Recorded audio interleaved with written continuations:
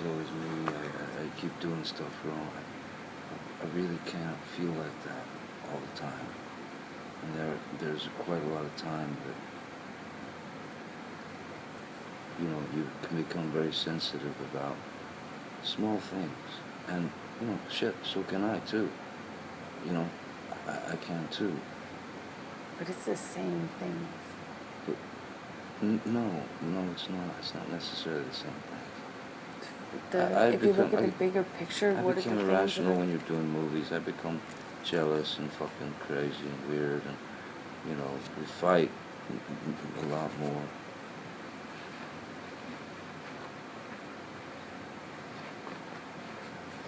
But I don't want to do that anymore. I don't either, but I'm not picking you apart. You only see criticism as an insult and picking you apart. You never actually go, I'm a human. I make mistakes. It's not even like I make mistakes all the time. It's that I have quirks. You have your own, I have my own. And if we look at everything that the other person says, hey, I need this differently, or this made me feel bad, or I want you to be aware of this because it kind of stung me. Every single time we bring it up, we can't see it as like an ego shutdown. It can just be a thing we can work on. I know I have them.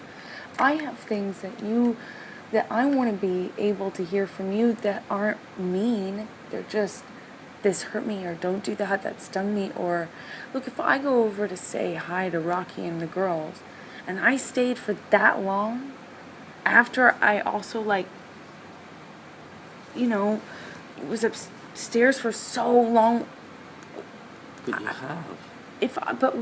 So when I do, if it affects you negatively, it doesn't. Then it's irrelevant. It's about what the other person needs. You live a life with somebody. It's not irrelevant. It's just I'm saying I'm not going to get pissed off because it's something that you want to do. You have somewhere you want to be. Baby, you have different things that affect you than I do. We all do, of course. We're two different people living in a life together, and the best we can do is say, these are my corners, this is what affects me, this is yours, you know.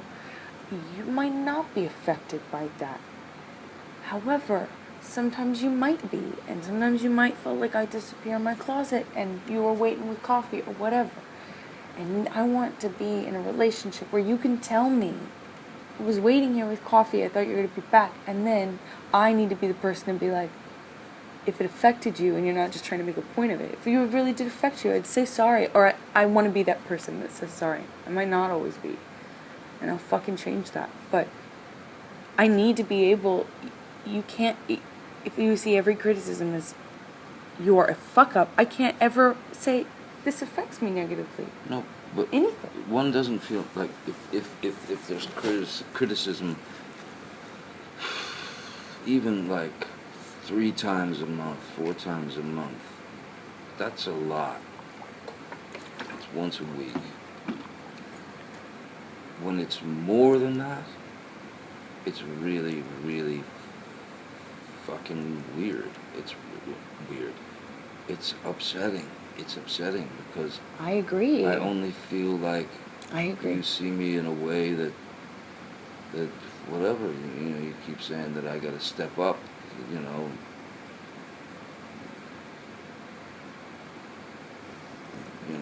stop running away and this and that. The things that you've called running away in the past are me trying to get out of a fight that could escalate into something really ugly and violent. And I don't ever want that again for us. I don't want it. I agree. But it is not criticism of you every day or every fucking week and it's the same thing that you do that you don't work on, that you don't actually change, and it affects everybody. It's not me alone. It's just I'm the only one who doesn't work for you and can actually say to you, this affects me. I'm really glad that people like Shep in your life can actually say to you, this affects me, but you were let off the hook, as you should have been. It's that thing that you do. You have very little people in your life that can do like what Shep did, or what I do, which is say, that fucking affects me. No one else is going to say that to you. But baby, for example, I was ready. Now, I wasn't ready long before you. I don't want to talk about specifics, though. It's Well, it's a bigger thing. No, I mean, but it is a bigger thing, for sure. I know. I'm late. I just feel like breaking it down in this one example. It minimizes it. No, but it's okay. You know? Okay, yeah. If you want to, go ahead. But No. I don't want to fight about a fight. I want to talk about the bigger things, which is, I'm not criticizing you all the time. You do this, you dress this, don't do this, don't do that. It is one thing. It's pretty fucking consistent. I have one major criticism of you that I really feel like is important in fights, that really affects us negatively.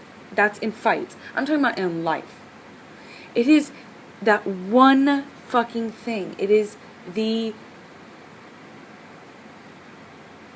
K-hole of attention that is your gaze. It's whatever it's like it's whatever is there, everything else disappears. It's whatever is in front of you, and you lose track of also, like, you know, that's what makes you late. That's what makes you... brain. Yes. And I love your brain. And I love everything that you have going on. I love you. You are not, you're the same. You could have anyone you want. I could have anyone I want. I love you. Most of all because of what's in here and in here. I love your brain. I love your heart. And I love you. I love being with you. I have one criticism, and it pops up in different examples, in different facets. But it is really one thing. And it is the lack of consideration, not intentional. And you make it sound like I keep going, oh, well, you do this and you do this, and I'm criticizing you. It's not the case. It is one thing that comes up in different, not very different forms, but comes up in different examples. It is the disappearing act of your attention, energy, and sometimes you're great and so clear and lucid and present, and that's a different thing altogether. However, lately, it's, you know, there's a lot going on, and it hasn't really been like that, you know? You haven't been the one to go, oh, I need to text her, I've been over here for like an hour, or you're not one to, it doesn't make me, fuck it, I'm being an example, didn't mean to give an example. I should, no, but while you use the example, I should have. In retrospect, even then, of course it crossed my mind, and then I thought, well, she's probably cool, she's going to take a shower, she's going to make up off, Okay. You know? Yeah. I mean, that's what I was thinking, and I was trying to get out of there for a long time. I'm sure you were. And when I finally did get out, it was, you know, another 15, 20 minutes at the door, you know, like, yeah. I said, dude, I'll come by tomorrow, man, we'll talk about it, you know, come by tomorrow. But he was obviously starved for attention and, you know, especially. I invited him over for dinner. No, I know, we because I heard he knocked on the door and... We hung out for like an hour downstairs and ate and talked, and you were missed, sorely missed. But I was only upstairs. I know, and I wasn't mad about it, you know? I mean, it's kind of like a joke, you know, Rocky and Josh were in, oh yeah, you know, another, what did Josh said, another 10 minutes, he's like, actually, we were going to time it, and then we thought, fuck it, no, because it's just so amazing, and I said, yeah, actually, I'd be curious at the time, because in France, we did this game where we would all bet 55, 45, an hour and a half, or an hour and 5, you know, and whenever you would come back from 10 minutes, I'll be right behind you. It would be, no one ever guessed less than 45. And it was between 45 and an hour and 5, where whoever got the prize. And it's almost a joke. I most of the time can laugh it off, because I know you, and I know it's you. But it's so chronic. The lateness, it's so chronic, and it's gotten so bad. Whitney even said it. She's like, it's gotten worse. It's so bad it's so late, so regularly, and so consistently not on it, whatever that is, multitasking, whatever you want to call it, that I do voice it sometimes when it hurts me. It does hurt me sometimes when I'm upstairs and I'm reading in a shower and I'm like, I don't want to bother him. He's where he wants to be, but that's what hurts. You are where you want to be, and I'm not. I understand. And I'm waiting for you. And well, in Isaac's, I wasn't where I wanted to be. I wanted to be back over there in bed because I was hallucinating, tired. All I wanted was to be able to say that to you and have you respond like that. And just say, I'm sorry. It would have meant so much to me. I would have if it hadn't have been so kind of aggressive. You know? I'm sorry. You're right. I didn't handle it very well. But it's because I assumed you'd go, I'm always a fuck up. You're always on me and get mad at me and then yell at me and be defensive and make it a fight about me. No, but like, for example, and I didn't fucking say anything. I'm not going to say anything to them when I get there. And I would, but look, I mean, and I don't mean this in a mean way. I'm truly just giving you my observation.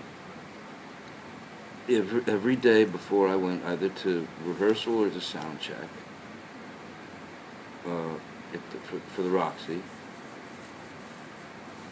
you would hit me up with some problem or whatever, something you felt or something I didn't do or this or that, and it was every day of rehearsal. I was upset about Toronto that entire time, and I was trying to suppress it. And I was at least 30 minutes late for rehearsal every day, and I was 45 minutes late for the sound check at the Roxy. Mm-hmm. And I know. But it wasn't because of me. That's not fair. You were late. I mean, I took maybe 5 minutes. I didn't get more than 5 minutes of your time at single one of those days, and every time I didn't take more than 5 minutes. We talked the first 2 days, the first day of rehearsal, the first 2 days of rehearsal, before you went up and showered and stuff. That was you, and you're not managing the time. You cannot put that on me. That's ridiculous. I didn't have even 5 minutes. Listen, like I said, I don't want to fight with you. I don't want to fight with you about this. But your perception of 5 minutes in this case is off. Okay. Well, coming from you, I'll take that because I think you have a hard time with time as well. Oh, what? I think you have a hard time perceiving time. So if you tell me my perception's off on time, I just know how late I was. That's you, though. It's you putting off the shower. That's you waiting to talk to your wife until you were rushed and telling me you had to go every. I don't want to get into it, but I was just trying to suppress. You were upset fighting. Because I wasn't being able to spend the mornings with you. No, I was upset from Toronto. I didn't want to. I didn't even want to be. The thing is, I was really struggling that whole week because I was looking online for apartment rentals. I was trying to 1 minute. 1 hour. I thought. I'd wake up in the morning and I'd go, I'm gonna be fine this morning. I'm gonna not think about it, all the shit. And I would, by the end of the day, even in the morning, try not to bring it up, but then also realize that my marriage was just being destroyed. I found a counselor that could help, like with, separation. I found or looked at apartments online. I didn't know you went that far. I didn't, because I could not imagine getting over the pain of what happened in Toronto. It was so bad. I couldn't imagine getting over a lot of shit, like on the plane. Yes, but... That was the second time. We both participated in that. Toronto, all I did in Toronto, all I did was fight to keep you okay, not safe. I was worried about you going off the rails and binging because you were drinking. I wanted you to not... I wanted you to be okay for your press. I wanted you to stay in the room, not to fight, but just even to go in the other room so you weren't downstairs drinking until 5. It was not that was, a lot of our fights are 50-50, and some of them are me. This one, those Toronto fights, I spent the whole time telling you I love you and trying to get you to calm down and keep you safe. Stop, let's not do this. Look at the bigger picture. I love you. Look at the picture. And that train had fucking left. and there is no excuse for it. You want to make excuses, I know. That's your instinct, is to For make what? an excuse to allow yourself to go off the rails. There's no excuse What for are we talking about? Toronto? Yeah. Listen, there's no excuse for either of us being the way we, getting the way we get, and being that fucking, allowing ourselves to get to such a degree of such a fucking heated arena. There's no fucking reason in the world for it. It's dumb, it's stupid, and it's fucking dumb. But, your memory of Toronto is what it is. And yeah, I said some fucking really nasty things to you. And those nasty things have been building up from the prior argument. Just like your shit have been building up.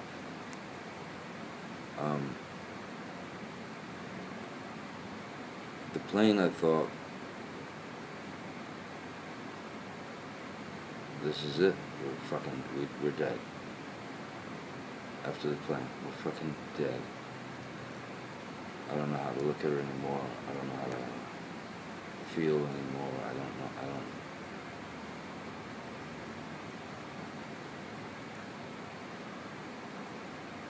Again, what you think of an argument where you didn't say shit, I mean, again, I'm sorry, but there were people out the door, right outside the door, who heard everything. In Toronto? Is that what we're talking about? Yeah. Then get them in the room right now, the mystery help that you keep referencing, and have them sit in front of me. I want to hear someone tell me what I said to you, because still I have yet to hear one thing. I called you spineless at the end of one fight, and I called you a coward. No, I said spineless and pussy. Those were two names that I called you, and I told you what you were doing was spineless, and I called you a pussy, and I said I was sorry, and I meant it, but it was at the end of a fight. I had been fucking provoked to no end, prodded, poked, kicked. I had heard every nasty thing you could think of saying to a woman before that comment came out. And I still had the strength afterwards to say, let's just not do this, please. Let's look at the bigger picture. We love each other. Let's skip all the steps where we say the hurtful things. Stop. And I said that the whole time. So whoever you're fucking talking about, quit fucking referencing them. Be fucking fair. Fight fair. Get them here right now. I want to fucking see them, look them in the eye, and hear them tell me, in front of me, in front of you, what I fucking said in Toronto. Because I didn't say a fucking thing. I didn't do anything in Toronto. I fucking held it together the whole time. I am sorry I called you a pussy. And your actions were spineless, and I am sorry I said that. I'm really sorry I said that. I shouldn't have stooped to that level. What actions of mine were spineless? You had said you wanted to get a room at the beginning of the fight. No. Well, then I don't remember what it was. But it was all the shit that led up to that. It was at the end of that second fight. And I am sorry I called you that name. But how much it's hurt you, and how much you've talked about it, and how much you've complained about that affecting you, and how much that you've carried that, magnify that by 1,000. Well, being literal, 200. Magnify that. You're focused on one thing you got called. Imagine being called 20,000 more things. And not just called names. Being looked at and said the most hurtful, ugly things I've ever been told ever in my life, on top of being called those names. While you're saying to someone, I love you, I was actually saying to you, in that last fight, all I was saying is, come back, let's not do this, I love you. I even sat down, and you were like, fuck you, you're fucking ugly, I can't look at you, and I said, I love you. I fucking hate you, I love you. And I actually did that. You did. That was the fight. I got mad at something that I would get mad about now. It was rude and inconsiderate, and instead of me being able to just say that hurt me, you have fucking the ego is so offended that all you have to do is lash out at me, hurt me, call me names to try and defend yourself, because heavens forbid you did something rude, which is human.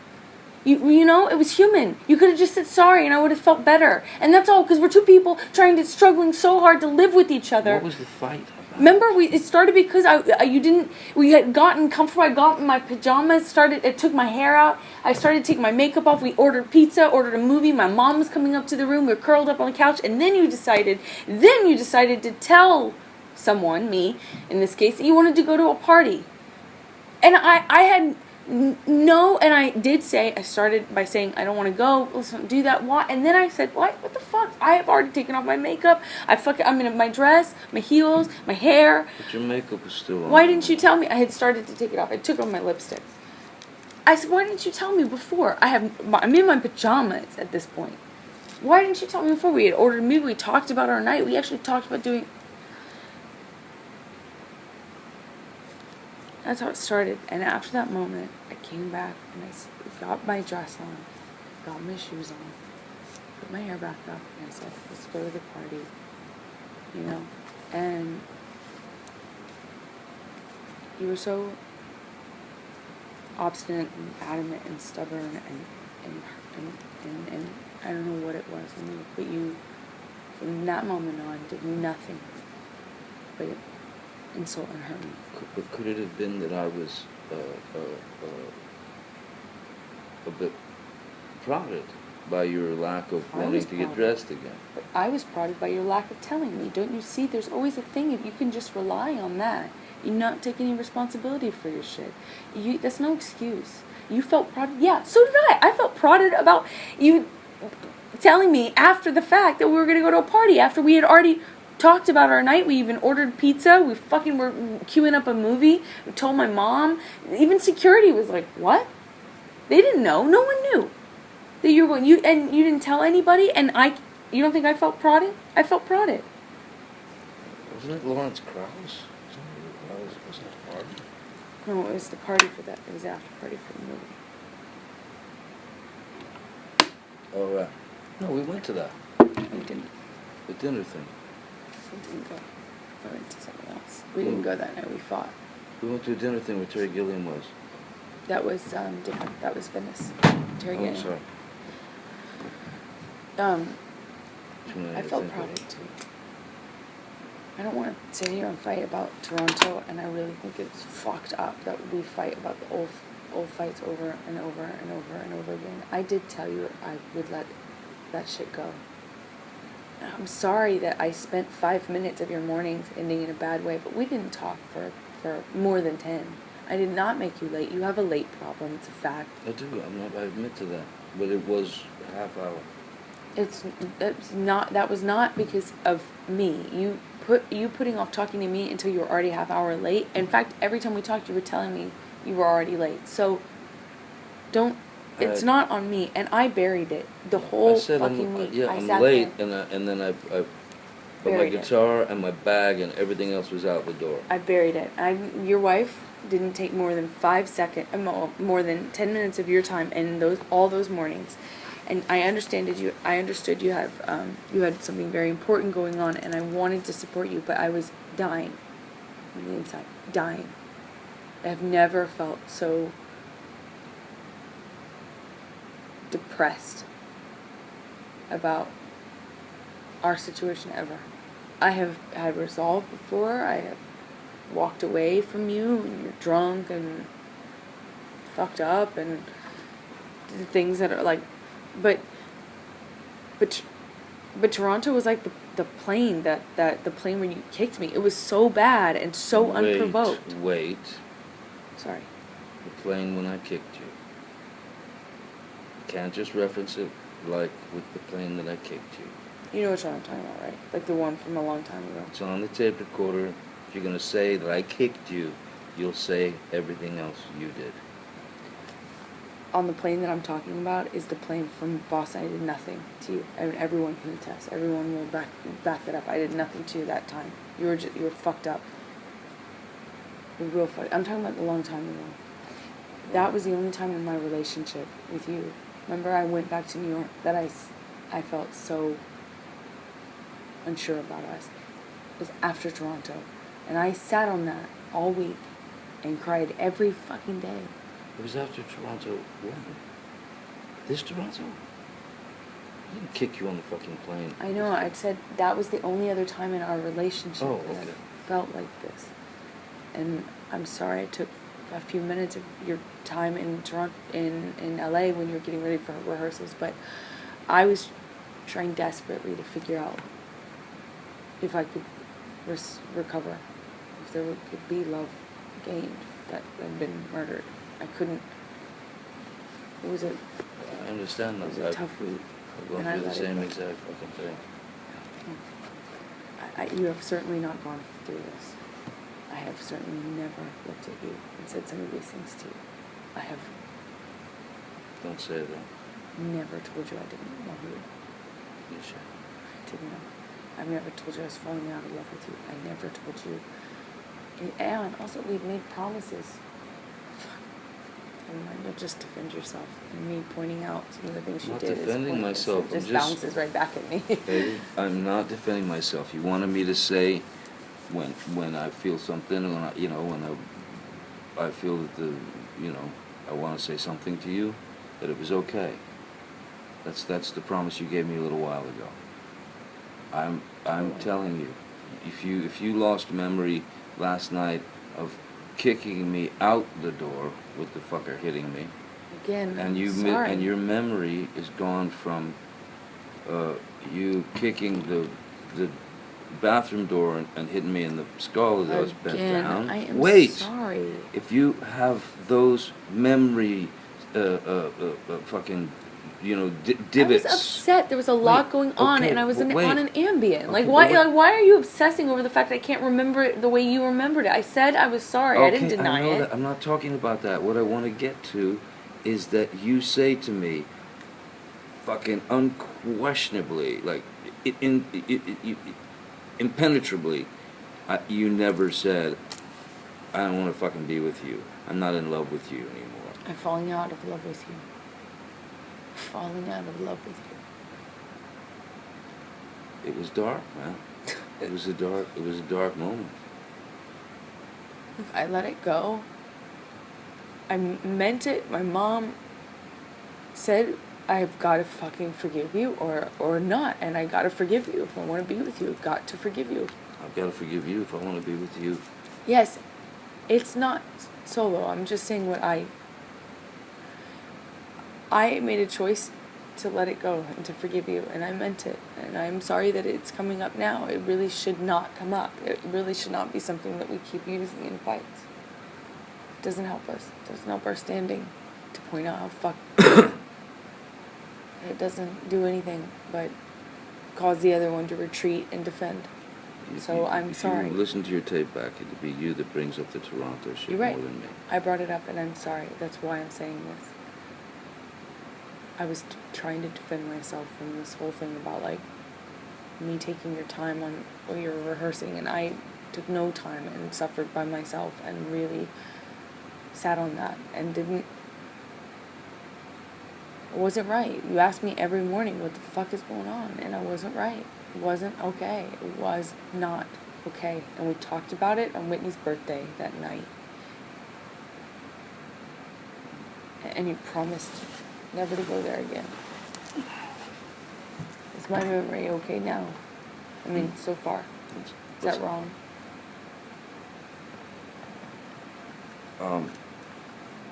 No, yeah, as far as Whitney's party and I promised never to go there again and all that shit. Yeah, we did. But all right, so the time things just. But look, you matter. see it differently. I felt like I took 5 minutes of your time, and you felt like I took 3 minutes, and it's probably somewhere in between, to be honest. Okay, so we're obsessing over it. It's pointless. It's fighting for nothing. You gotta be able to hear what I need, and when you do something wrong, it cannot be impossible ever to say to you, you gotta be responsible. I hold you responsible, and I know no one else does. That affects you in the wrong way. We have to live together. Yes. Everyone else gets to go home. First time you said we. Pardon? It's practically the first time that you've said we. Okay. We have to live together. And I have said we a lot, by the way, in this conversation. We have to live together, and we both have quirks and corners. Maybe you remember me saying this earlier. We both have shit that we need to, puzzle pieces that we need to curve out to make, to fit with the other, you know, to fit in a life with someone. And sometimes we fit perfectly. Sometimes I think we get hurt and don't know what to do with it. We don't have an outlet for it. We're still holding on to it and not admitting we're holding on to it. We still kind of hate the other one for the things they've said to you, you know. It's just, and we don't let it go. And then it comes up, a fight comes up, instigated by the same patterns, you know. Me getting mad at you about something and you getting mad at me about something. And then all the shit comes out from all the fights. Why can't we just, like, be humble enough to say, oh shit, I'm sorry, when we fuck up? Why is it like this? I don't know how to answer that question. I mean, I'd love to be. If I'm not being that, I would love to be. It takes humility, and I know I'm the only person that, like, holds you accountable really in your life in an overt way. But if you're late or you fuck off and you ignore me and I'm waiting on you, it's rude and it makes me feel bad, and I have to be able to say it. And yesterday, I'm really sorry for how I reacted, but that was it, me not knowing how to fucking have a normal fight with, like, that could have been normal. It's like, that's normal, no? Couple, like a normal couple thing. It could have been small, like you said earlier. But it could have been 2 seconds. Yes, but me not imagining that you could give it that or allow it to be made me. I took an Ambien so I'd fall asleep before I'd be touched by you and have to fucking confront it. I tried to, you know, read and calm down. I tried to not talk about it because I just could not imagine it working, where you could just hear it and say, I'm sorry, and also know that that's an issue you have. I couldn't imagine it. And so it came out really bad. It came out poorly. I handled it poorly. By the time we talked, I was already seething. Yeah. And then I reacted like a person that has been hurt over many, many fights and holding on to probably some things without knowing it. And I reacted because I thought, fuck it. I don't want Toronto. I don't want to be the person that sits there and says, I love you, while someone's looking at you in the eye and telling you that no one likes you and that they don't like you anymore and they don't love you and you're ugly and all this shit. I didn't want to be the one that did that. I didn't want to take the high road. And I want us to both, look, I feel like one of us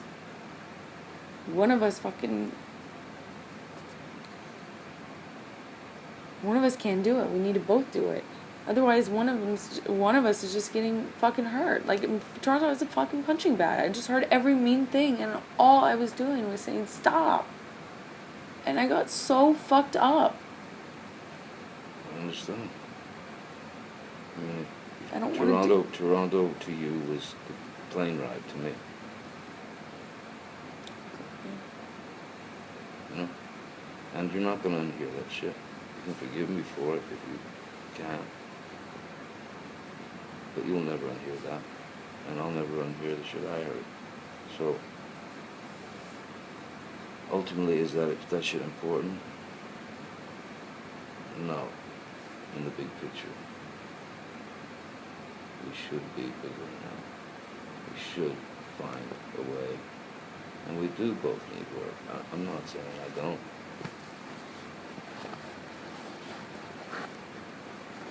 Both need to work on it. So there's no accountability, no stability, no rules, and we got married for that reason. We got married so we'd have, like, stability. So the fucking relationship wasn't on the line every time. Look, I didn't kick you out of bed last night.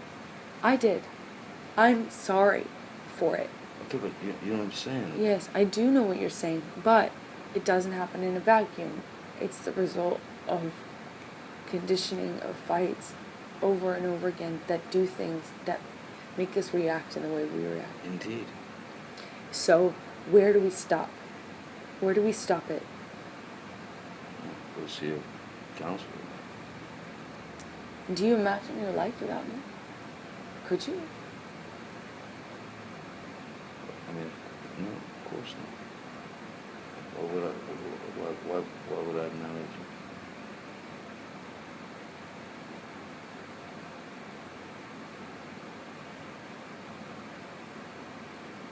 No, I love you. I told you that. First second you came in, you said you love me, and I said I love you. Because I do. But it can't go on this way. Not for you. Not for you. I agree. Not for me. It can't go on this way. I agree. I agree. Because it's just going to build and build and build. And if there's any more physical violence, that's it. I agree. I agree. I agree. So I'll check on counselors when I see somebody. If that's what needs to be done, I'll do it. I just don't know if you... I want to talk to that Amy person, but I'm worried that you don't control yourself, and when you get mad, you just take off. And I'm worried that on Skype, it's not like we're going to be in a room and you're just going to fucking walk away. If you don't like it.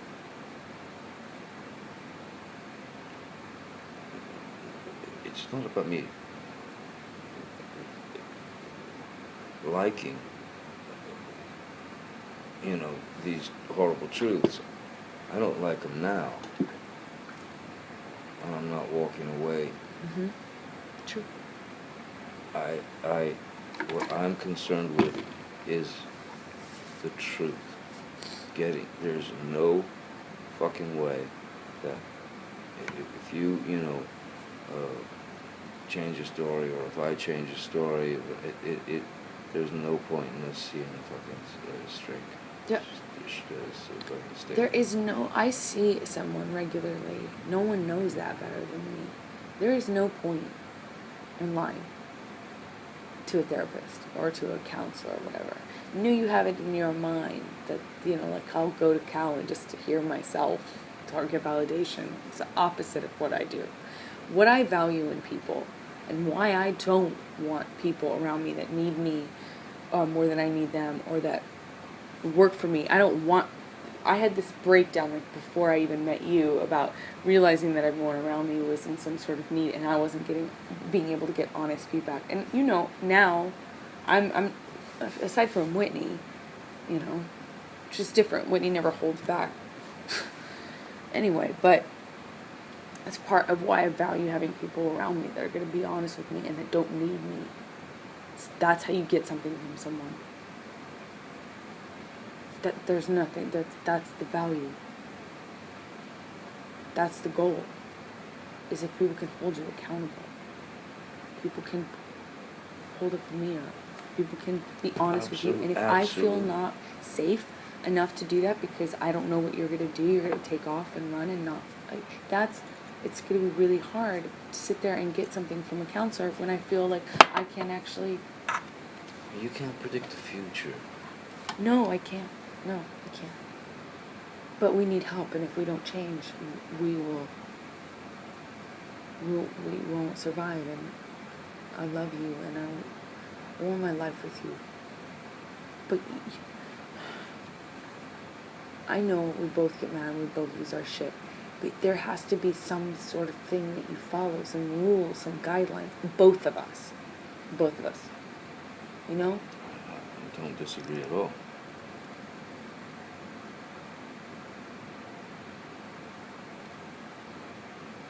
Promises, I feel like I really want you to keep your promises. I don't. Huh? I keep my promises. Maybe I'm late, maybe I'm flaky, maybe whatever. I'm not talking about that. What promises? Just want you to keep your promises. So if we say... I want you to keep your promises, I know you do. I know you do. We need help, and we have to promise each other to do this. Don't you think? Yeah, I mean, maybe I'm wrong, but No. I just think that we could use promise some you this. things like that. I promise you this. If we go to a therapist, couples therapist, marriage, whatever, counselor, we go there. I promise you, absolute, unabashed, straight up honesty. And please, because you gotta be fucking really strong to do it and not let the ego edit you. Please be 1,000% honest. I don't care what it's about. I will be. Please. That's easy. It's easy to be honest. And I'm very honest. I know you don't have a lot of people around you that confront you, ever. But you and I are two different human beings. Different consciences. Right? So, you are going to remember something different than me. And I can insult you and insult your character by calling you pussy. Because you don't conform to saying it my way, so you must be a liar. That just Listen, makes you feel bad. I was a pussy. There was also I fucking pussy. I was a pussy because I didn't take care of the fucking Arab who tried to touch you in the fucking elevator. And Tried? You told me he didn't touch you in the fucking... Yes, I told you he touched me. I told you he grabbed me. I told you he tried to kiss me. I told you he kissed me all over my hands and arms and head and he grabbed me and grabbed my arm and tried... But that's significantly touching you. Grabbed my waist, my stomach. I mean, that's touching you. And I told you that. That's honest. That's honest. I didn't know it was all to that degree. I did tell you that. Okay, all right. Don't freak out. But you remember different things, so that's different. I don't have to call you a liar. It doesn't matter. It doesn't matter.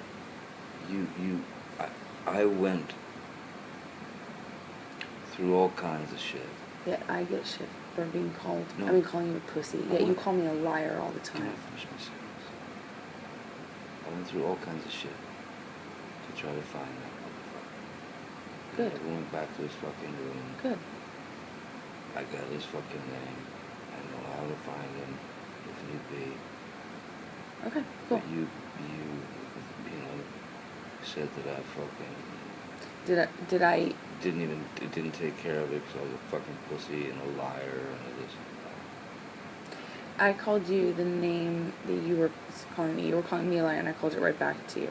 And I did call you pussy, and I said I was sorry for calling you pussy. I called you one name for every time you heard pussy. I heard every time you heard that, I heard 15 insults. From whore to liar. Weak. You from whore to liar. Coward. I did not call you in Toronto. I did not call you. No, I did not. I did not call you a coward. You have the tapes. Let's listen. Yes, I will. I did not call you that in Toronto. I have called you that before, but for everything, every time you heard pussy, which you're so obsessed that you got called, and I'm so sorry. That must be so tough that you got called that one name. I heard 1,000.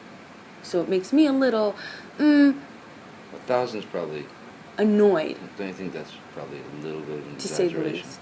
Annoyed, to say the least. Is 1,000 to hear you exaggerated? continue to complain about being called that one name when you called me.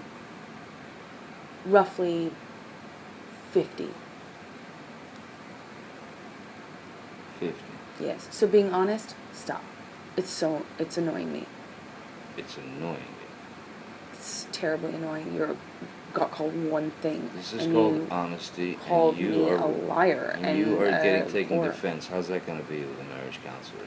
You worried about me walking away? What do you Look at mean? what you're doing. I'm sorry if I'm getting angry. Sorry. You want to try? Did I not just say sorry for getting angry? That's trying, and you know it. You've said sorry 15 times now. You want to insult me for being saying sorry. You use it against me in every fight when I do. And yet then you also say I don't do anything wrong and I can't be wrong. Yet you don't think that's a little counterproductive to yell to yell both things at me? To insult me with both things? You want to insult me for saying sorry now too much? Well, I thought No. if we're talking to each other and we're being honest and trying to be humble, I thought that's kind of like a good thing to do if you feel it, you know, to be taking care of the other person. I'm trying to take care of your feelings by saying sorry. That's care. And you're not. In an aggressive way. No, I did not say sorry in an aggressive way. That's not true. What led up to it? I don't know what led up to it. But I did. We just had. I said sorry, and I meant it, and then you wanted to use it against me, and then rub my nose in it, which is something you do all the time. No. Would you like to end our conversation now, because it's clearly not going anywhere? If you want to end the conversation, end the conversation. Here's what I'm saying. What? Sorry, when you hear it all the time. Then I won't say it anymore. Sorry becomes, it almost has no meaning. Alright, then I won't say it anymore. And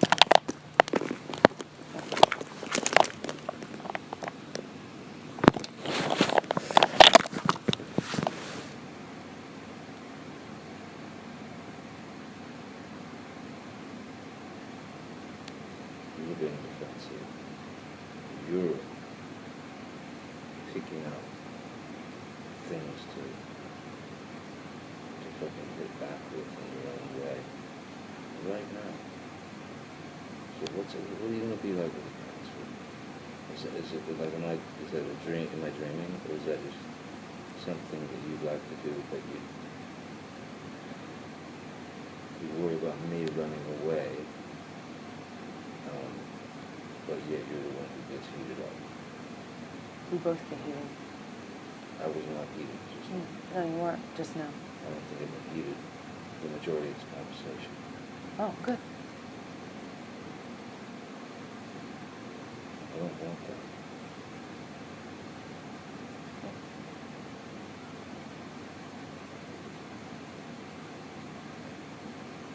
If you love me, I'll try. If I love you, I'll try. I mean, if you love me, you'll try. And if I love you, I'll try. That's about the most we can give one another. Yeah, let's just see what happens.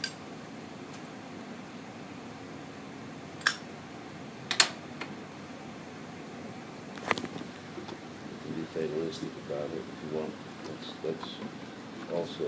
I didn't mean to be. I just feel Time. stupid for trying to be earnest. It's like anytime I am, it's like you're a fucking animal, you know, like you fucking smell weakness, and as soon as I am humble or earnest and go, okay, I'm sorry or whatever, that's when you get fucking, you get something from it. And then you start going mean, and then you start saying insulting things, and then you start, really you can't resist rubbing someone's nose in it once they say, sorry I did that. You just you can't, it's like a scab, you can't help but pick. You gotta it's like you get something from it. So, I won't say sorry anymore. I won't be earnest anymore. I was trying to be humble. I thought it would work for us because ego, pompous fucking attitudes don't really work so well for us. So I was actually trying to say, sorry, you're right. Sorry, I was wrong. Sorry. What do I get for it? All I said is sorry becomes just a go-to sort of thing to fix, to patch it up, to band-aid it. Heavens forbid I try to band-aid this. That becomes almost meaningless. Mm-hmm. Oh, yeah, it seems really meaningless to try and fix something that's broken. That's really meaningless, huh? Heavens forbid I try to fix it. Saying absolutely. Who says I don't mean them? Only you. Only you. So you know how I feel, how I think. You know better. And you want to tell me you're trying to be earnest and humble? Are you trying at all to be earnest and humble and real and earnest? Have you ever tried that? In a fight when you're hurt? When you're angry? Have you ever just tried to be stronger than that shit and just be earnest? What do you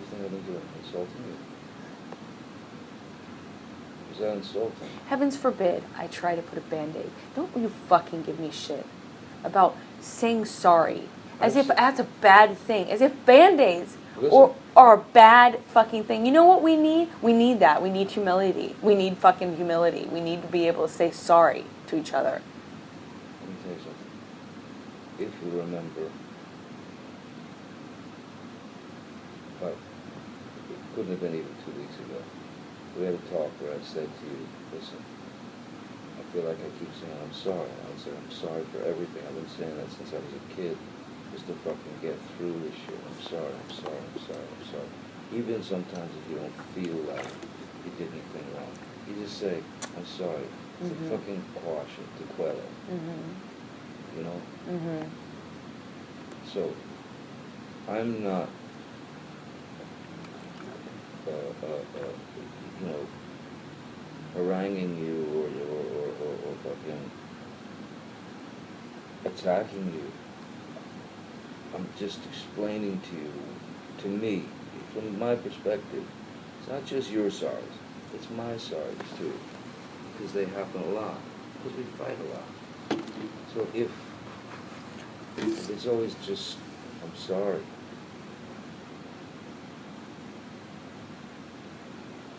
You know, I love you can be said easily with the mouth, but you gotta know you gotta see what's happening inside. You gotta be able to look into those eyes. You gotta be able to feel it. But that's all I'm saying. I was not attacking you. As a matter of fact, look, that's for both of us. That's for both of us. Because I don't want to have to say I'm sorry if I feel like I didn't do anything. And I don't want to have to say I'm sorry all the time because... Then don't. Huh? Then don't. Don't say you're sorry. That's what we need. We need a real grown-up relationship where we don't have to say sorry to each other when we hurt the other. That's going to fix this. Out of all the fucking things you take from this, what you really walk away with is that... No. Listen to me, please. What I'm saying is, I'm sorry, it doesn't need to be tossed around like it's the only thing that's going to get us out of this. That's not going to... Who said it was the only thing that would get us out of this? Who said it's as simple as a sorry? Who said that's all we're going to do? I think we have to be honest. The sorry can come later. Explain yourself. I'll explain myself and say, look, I feel fucked over about this, or I feel bummed about this. You say, look, that was really rude, you know, whatever, blah, blah, blah. Then You'll freak out. you're predicting the future. You're right. Last night, I couldn't have said anything. I wish I could. Impossible. You would have fucking attacked me. You would have fucking defended it, attacked me. The only thing that really... You would never have thought... That is kind of shitty of me. No one holds you accountable. You don't hold yourself accountable. You never, ever do. You want to complain about having said sorry too much. Yet, I actually feel like you attack more than you say sorry. And if you ever have to say sorry, you fucking lose it. I don't know what this obsession is about not saying sorry. But if this is your ego talking, then protect your ego. Be with yourself.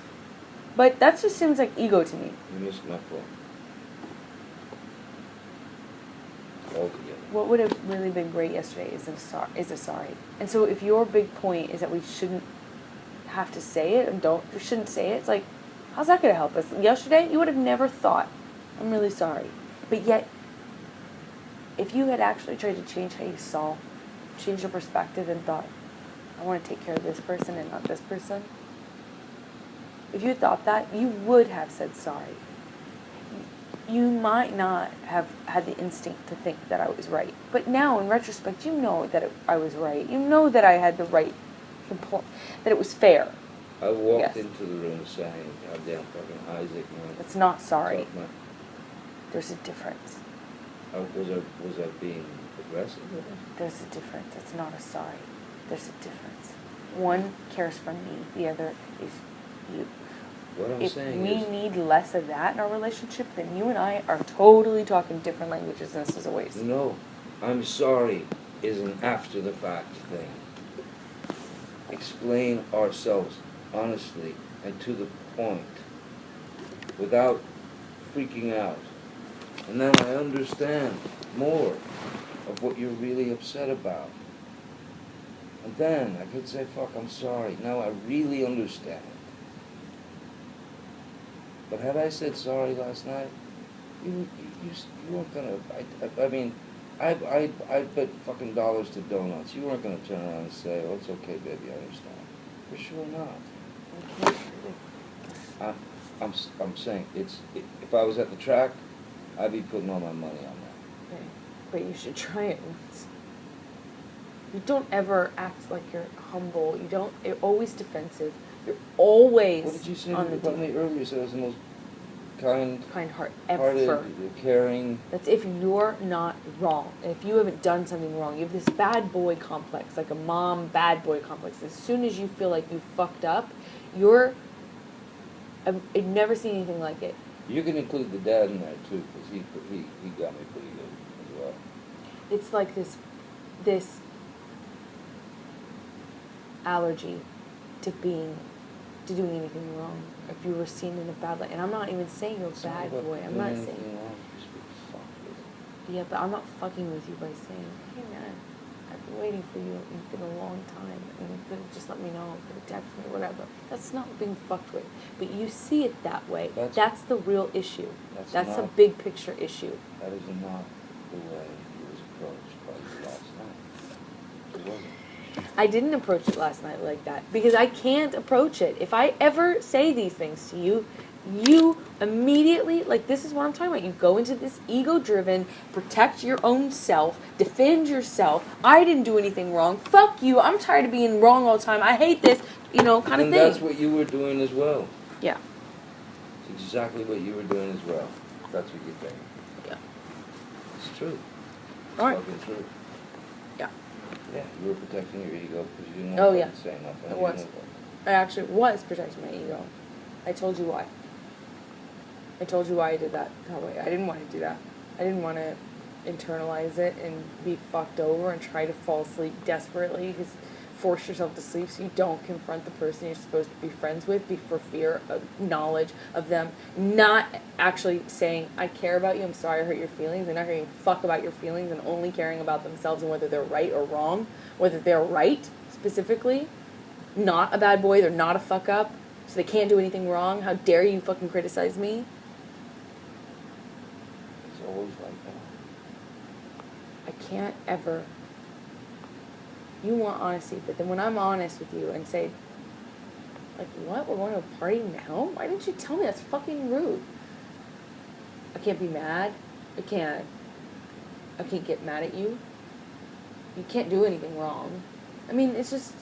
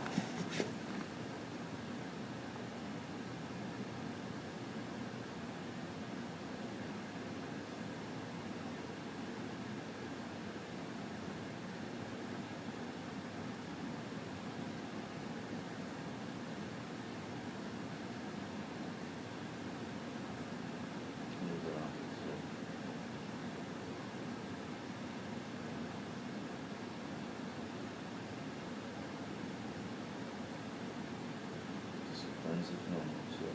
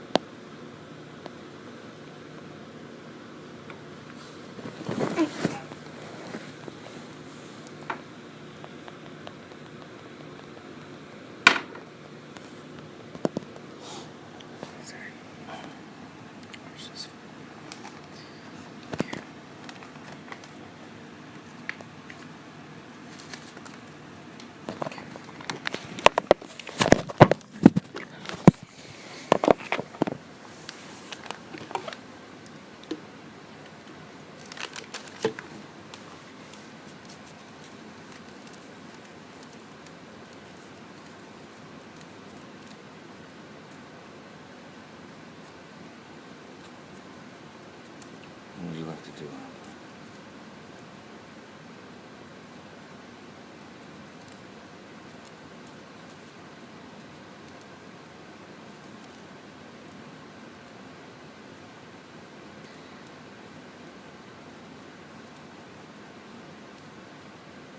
Honestly, what I want is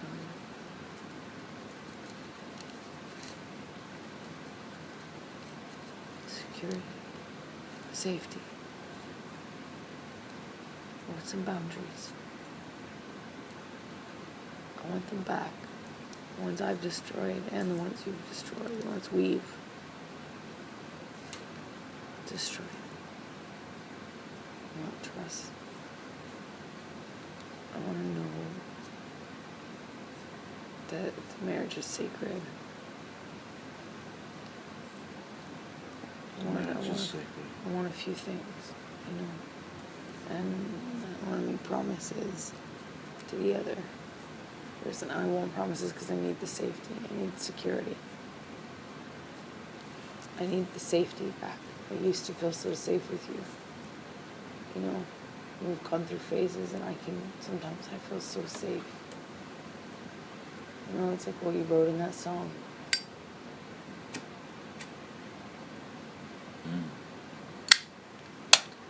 You have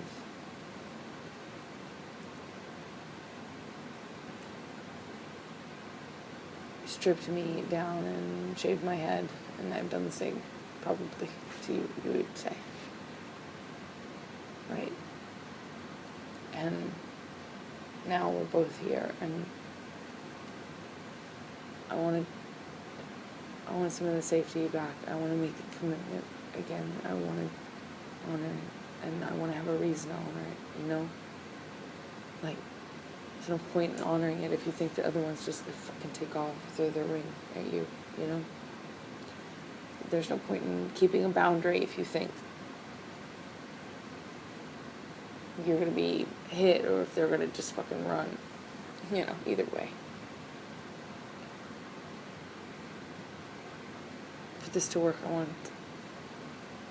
for me, I want us to make promises and keep them to each other. And I want to get help to know how we fight. I mean, to get help fighting. I think it's always bigger issues, and we don't have the ability to bring it up safely to the other. I want you to always be honest with me. I want you to always be honest with me. And I want to be able to take criticism and help make myself be somebody that fits in your life the same way as I want you to want to fit in my life.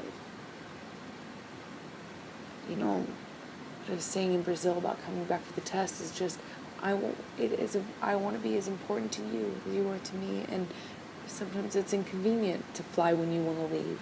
So I don't like flying in the middle of the night, but I do it, you know? Sometimes it's inconvenient. I'm missing work or I'm missing this. I mean, look at me. I haven't worked since February. You've got like Depressed towards, but I don't know. 5 movies coming out or something. No, I have just one. Danish Girl. The thing is, it's inconvenient, but I do it because I love you and I want to do it. I want to make my life fit into yours. What I was saying on the plane was just that, hey, can you motivate to make this not stressful for me? And that didn't happen. And then when the plane was 2.5 hours late, which was out of your control, and when the car was 2 hours late, out of your control, it really, I barely got there in time and didn't have time to shower, do any of the things that were comfortable, that I needed to feel comfortable and okay and calm and safe. I didn't have that. I got you a hotel. But those two, yes, you did, and you helped me with my lines. And in that last day, you were wonderful. Once we were on the plane, you were so supportive. The problem is, it would have meant a lot to me to have had an hour shaved off the time we spent in the party or whatever. I didn't want to take the event from you. I didn't want to take the after party from you. I have been 100% on your arm and at your side, but I just wanted a little compromise, a little, okay, look, it's annoying, but let's go a little earlier, whatever. And you did end up coming through, but it was so late. It was too late. Like, we literally we didn't leave any time for fuck-ups, like, out of our control fuck-ups. We didn't leave time for that. And all I was saying was, it wasn't a criticism. It wasn't even a thing. I was saying, I just want to know that that's not like a reflection of me being not important. It's insecurity. I even blamed it on me. I said it's insecurity, but I want to know. Sorry, I'm talking about a specific fight. God, I'm sorry. I'm sorry.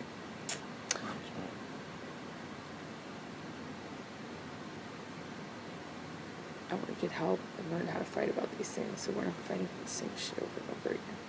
Yeah. And I want us to make promises No. to each other that we keep, boundaries that we keep. You don't. If you don't Look, want I that, didn't say divorce last night. No, you didn't. I did not say divorce No, last you did night. not. You said divorce last night. I said breakup, yeah. No, you said divorce. You actually said Sorry. the word divorce. I'm sorry. So just wanna be I don't honest. remember. I'm not being dishonest. No, That's where you need to slow down. You don't have to attack my character just because I didn't remember one word. I was not attacking the character. Insinuating I'm not honest is an insult to my character. No. I said, I'm sorry. I just want to be honest. You didn't remember saying that. I'm not saying you're a liar. You said you So said. what does honesty have to do with it? Why you're insinuating I'm not being honest? I want you to be. Oh, you mean being honest with me? I said yeah. Okay. I want to be honest. Okay. I want you to be honest. And I want to be honest with the fucking shrink if we see one. If you want to do this marriage thing, if you want to make this work, if you want me in your life, then we do. We have to see somebody. We have to get help. I'm not disagreeing with you. I absolutely agree. But you do have to see. Like, all I was saying is I want to be honest. And then you jumped and said, I'm calling you dishonest. That was not the case. Okay. All right. Okay? I get it. I'm glad you explained. It sounded like you were insinuating I wasn't. Thank you for explaining. Sure. That's how the shit starts, you know? If I did that to you, or you did that to me. Well, that did happen, and we handled it. Okay. Yeah, of course, we got through it. We've gotten through worse. We have gotten through worse where they were about to start and fucking get crazy, and we talked ourselves down.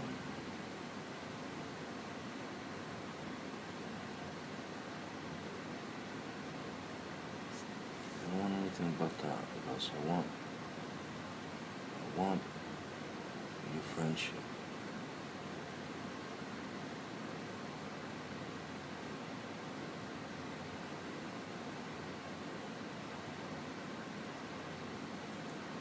I want us to be happy. I want us to love each other at all times. Of course there's going to be fights here and there, but we don't ever need to go where we've gone again. We really just don't. And I'd love to put everything behind us and just start out fresh, new. As better people, as more understanding people, so that we do have a shot at making it, staying together.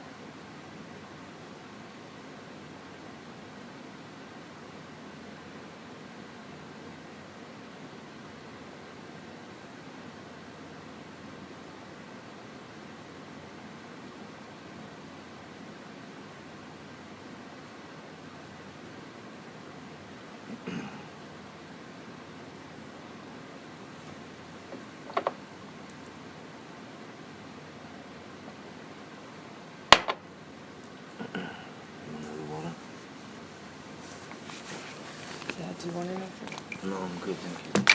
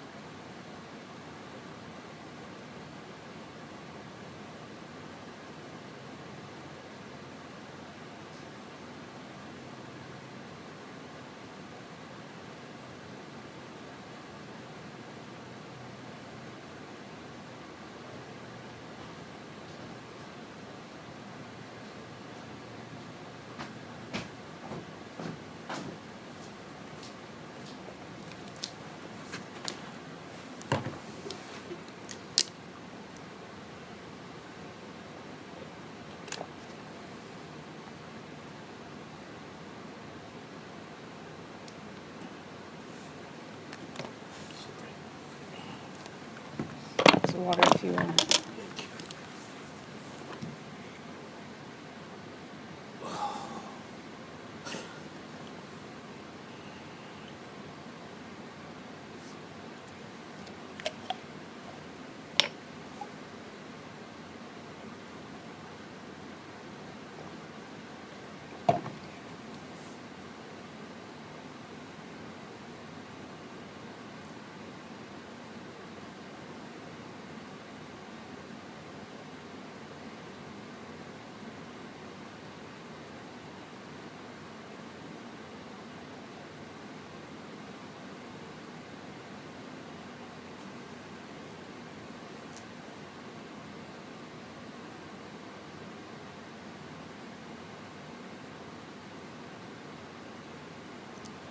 Called out to Kipper, asking about someone.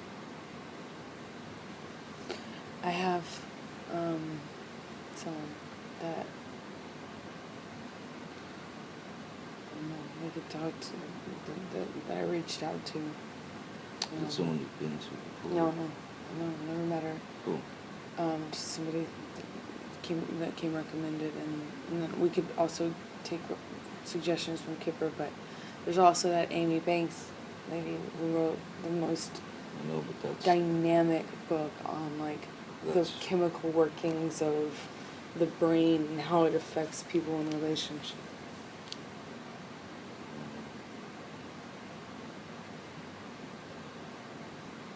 Yes, but it's not here. It might be. I don't know. I'm not talking about the book. Oh. What? I'm saying your reservations about her are because she's... Oh, not necessarily reservations.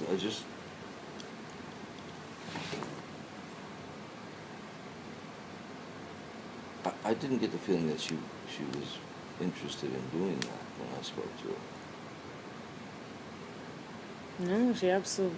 It seemed like she wanted to speak to us separately. She wanted to get to know us. She asked specifically, do you want this to be... Well, then let's lose her. Let's get her fucking... We need somebody in person, I think, though. That's what I'm saying. Oh, you think we need someone in person? Don't you?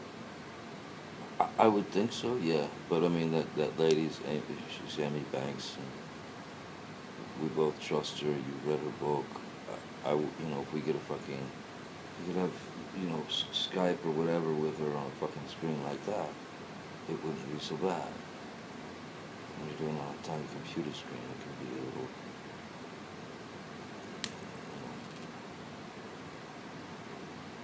distracting.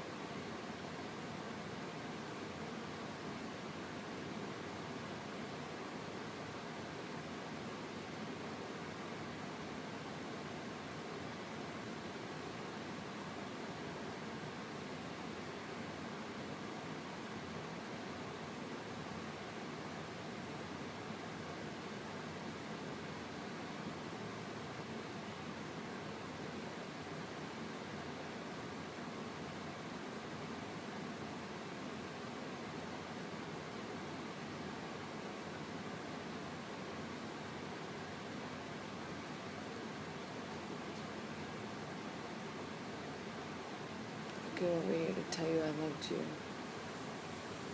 Sorry? I came here to tell you I love you.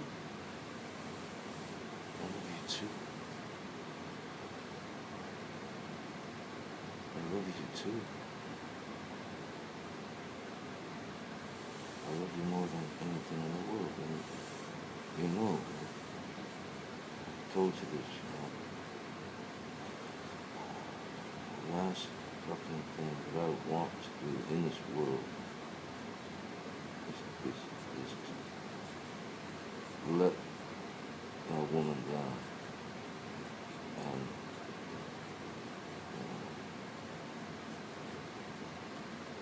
especially if it feels to me like I do all the time.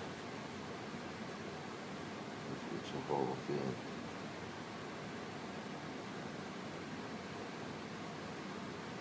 I'm sorry you feel horrible all the time. I don't feel horrible all the time. Don't. Did I just say that? Well, you said it. You feel like it all the time. That you fuck up all the time. Sorry, okay. Let's take that all the time, I'm sorry.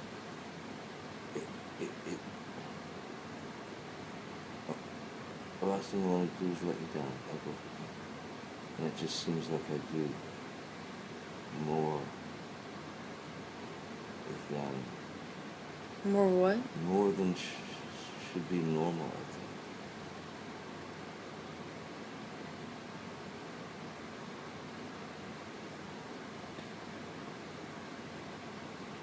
You just can't be, like, wrong or normally, like, can't do anything.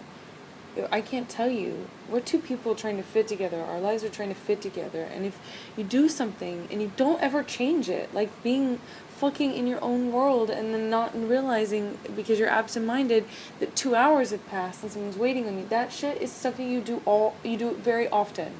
And if you never change it, of course I'm going to say to you, it still bothers me. Because you still do it. But yet, if I don't say anything, I'm fucked. If I do say something, I'm fucked. I'm the bad guy, and you're feeling bad. And yet, you can't just say, I'm sorry, because then that's, your ego doesn't allow it, or because it doesn't protect you. But we that could be normal. You say it happens more than normal. Normal is being two people that allow each other that. Yeah. Am I wrong?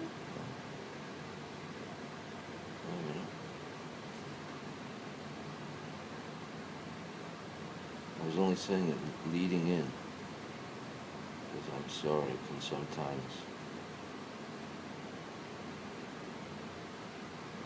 take away from the words that come after, and that sorry can start to be just a mantra that you hear. I don't want to be like that with you. Nor do I. I want honesty. And if you cannot actually put yourself in someone else's shoes, even though your inability to do so is ruining your marriage, then I don't know what we'll do. If you can't look at this and say, how would I feel if I were her, ever, we will keep having this, but you won't be sorry. You'll just feel like you're obligated to say it. But if you put yourself in my shoes last night, you would have felt bad. If we switched places, and you didn't automatically in your brain go, well, she does that, just to deflect and bounce off the blame. If you actually put yourself in my shoes, you would understand. And you wouldn't be forced to say sorry. You would be like, yeah, I wouldn't want to be that. That would suck.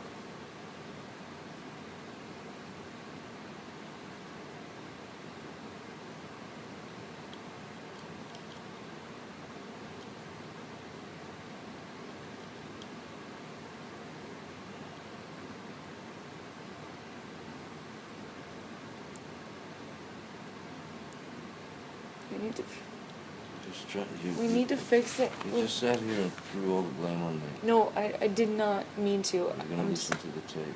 I'm sorry that it... Oh, I can't say sorry. You can say you're I sorry. don't feel like I can. Of course you can. Just please explain this. Explain that. I went there because I was feeling like criticized for having the gall to be upset with you more than once. It's like, I keep telling you, it's the same thing. You just don't change it or address it, so it does come up, yes. But it's not a character flaw. It's not like I'm like, I don't like you. I'm just saying, hey, that was rude, or that made me mad, or that made me sad, or whatever. And I don't feel like you're saying to me ever in our life, yeah, I can imagine if I were you, I'm sorry. Or whatever it is. Not sorry. But, understanding, the humility, humble, the earnest caring about me. I said all that tonight, or today. I said all of it today. I hate that we've been fighting today, and I hate fighting with you ever. I want to stop. I want to get better. We need to be able to have problems, though, in our life. Like, we're not going to be perfect. Of course, But I've said this 1,000 times to you. Let's allow each other to fuck up. Let's allow each other to, be human and say sorry and move on and underhear the other one without trying to jump. Let's also let the other person be the other person that are. I'm not preventing you from being who you are when I am honest with you, which is what you say you want, which is that affects me when you just fuck off for this long and don't even text. That affected me. And yet now you want to make it like I'm trying to prevent you from being who you are. If I did that shit, you would be hurt. I'm not. I didn't say that you were guilty of it as well. That I was guilty of it as well. Those kind of things.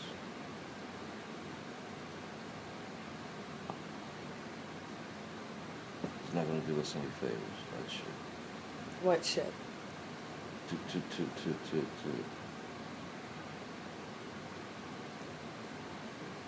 get out of each other's cages. Baby, be present. You're not. It's not. I was talking about something. Can you please respond to that? Please.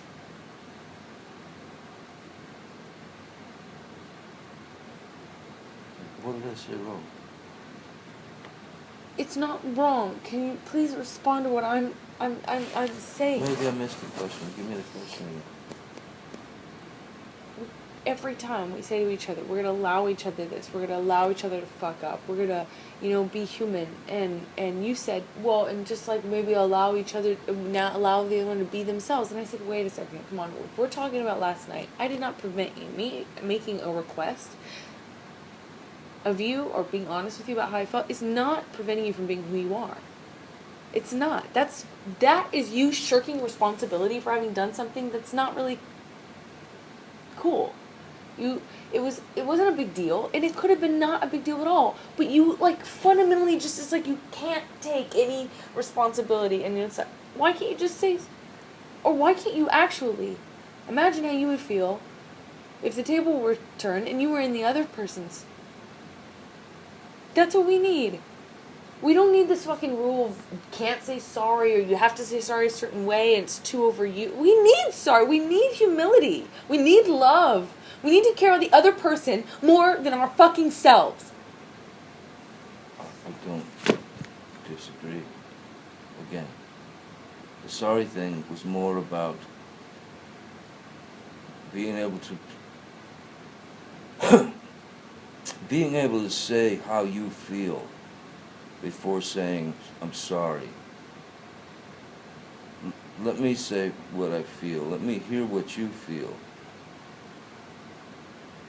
And if I'm wrong and if I've been a dick, I am sorry.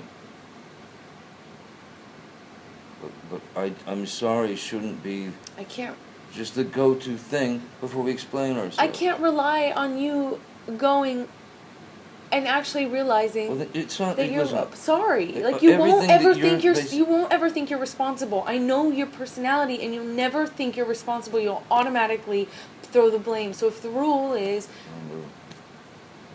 you do know that that's what you do. Yet I say sorry all the time. That's weird. So do I. No, you don't. I had to talk with you about I felt like I was saying it too much. We had to talk about it. You feel like that since you were a kid,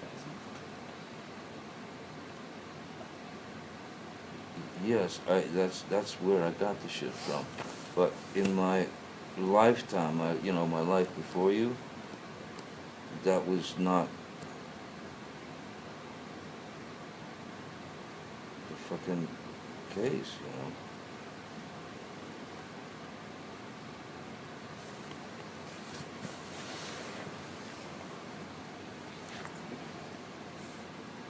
I'm only saying that the truth of what we feel is more important to hear from each other than I'm sorry. Unless you're just coming into the thing and saying, look, I'm sorry. This is how I felt. I was wrong. Bang.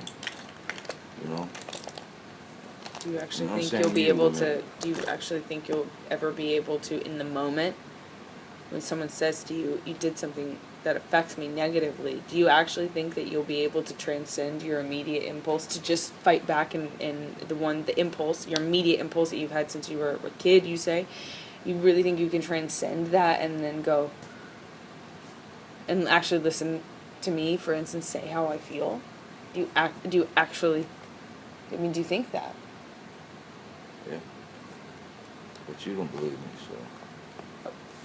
I would love that to happen, and I think if you can do that, I would do it. Okay. I would love it if,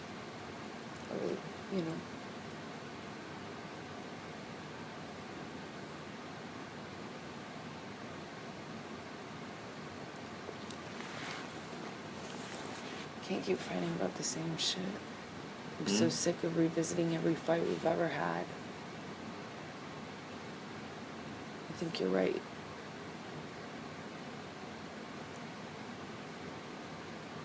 I think we gotta move forward and start over. Are you okay? Yeah.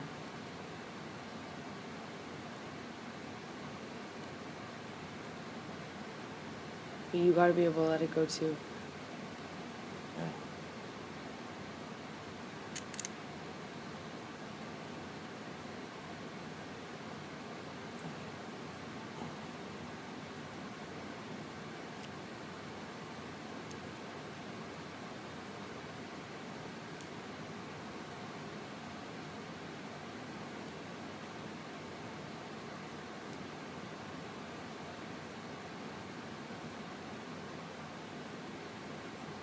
Want the safety back.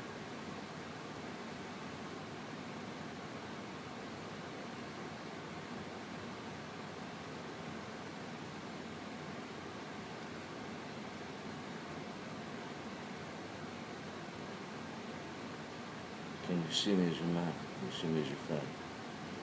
What? If you mistrust a lot of what my reactions are gonna be, do you love me as a man? Do you love me as your husband, as the man who signed up to spend the rest of his life with you? It just doesn't sound like you trust me very well, and that my reactions are going to be fucked up, and that I've never said I'm sorry to you. I didn't say you never said it. Okay, that I don't say I'm sorry to you. I certainly don't think you'll say sorry to me like you think you will. I don't think you'll mean it. Because I don't think you'll say it unless you mean it. I don't think you'll mean it. And then I think sometimes you say sorry and you don't mean it, as you admitted to me earlier in a different fight, of course. And that made me feel like you're dishonest, so I don't want that either. So I don't know what the fuck. Because I certainly don't think that you'll be able to see if God forbid, if I get upset with you for something. If I get hurt. If you do something that hurts me, because you're just not thinking or whatever it is, God forbid if I have to deal with it. I don't know what I'll do. I don't know how to say it to you. You won't be okay. The first thing you're going to do is be defensive, and I'm not trying to predict the future, I'm not trying to be discouraging, but I don't know what the fuck is gonna change. You know, I came over here to say, what are we gonna fucking do different? And I just feel like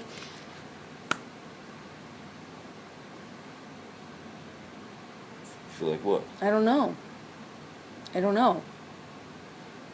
that's something you have to think about.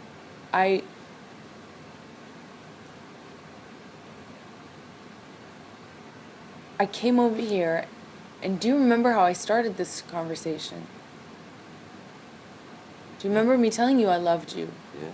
Do you remember me telling you you were my man? Yes. And that I can't imagine my life without you? Yes. Do you remember me saying it back? Yes, when I asked you about living your life with me, you said yes. Yeah. It took a while, and you kind of begrudgingly said yes.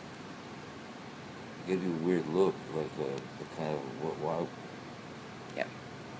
Why would I fucking marry you? Yes. I love you deeply. I love you passionately. I love you in every fucking way. In every fucking way. And it hurts to feel like I'm letting you down. Because I don't want to do that. And I know it hurts. And we get in a big one, and I start calling you names, and you start calling me names, and you know, and one of them, it was me doing more than name calling.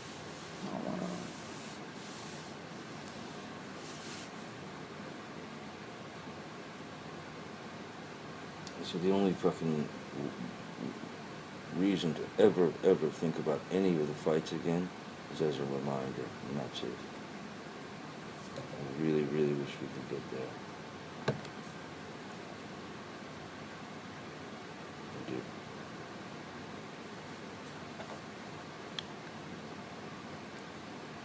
I'm sorry for last night. I'm sorry that I was at Isaac's for so long. I couldn't get out. It could have just been so simple. You know? Small. Totally. I have the right to get mad at you. You of course you do. It's gonna happen. I'm a human, you're a human, we live together. I'm a woman, I'm your woman. I'm going to get mad at you. I'm telling you now. I'm going to get mad at you. There are gonna be things it's like you use it as an excuse to say you fucking, you know, that you're in a bad situation and you can't do it anymore, and you can't always let me down, and you make it this grandiose thing, like this big negative grandiose thing where if I say one thing to you, it's like you become always letting me down, and you can't be in this situation where you're always letting me down. It's not fair to me. It makes me so I can't say we can't have normal interactions, like normal fights, normal problems. I want you to be able to do the same with me without me freaking out thinking this is it, you know? Which is where my head, you know, like went yesterday. Yeah, of course. In those situations, that's pretty easy. Have your head filled with that shit.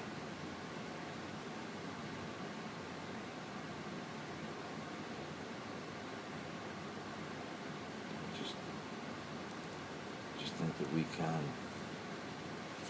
try with a counselor, whether you want to do this lady that's in town or whoever it is, I'm in. If you want to do, what's her face with the book, Amy, whatever her name is, Banks. We'll do it with her. If you want, whatever. I'm prepared. I don't want to be unhappy, no more than you do.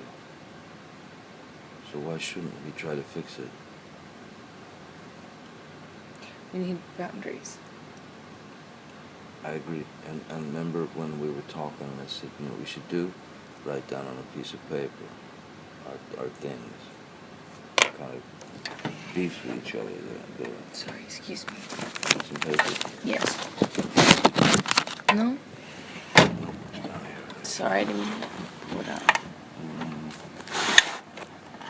Should be nothing. No. I thought it was right on this. It is right. Okay. I don't want to write anymore today. I'll keep it in. You write that, yoga hose. But what do you... I mean, you can do the list all right now.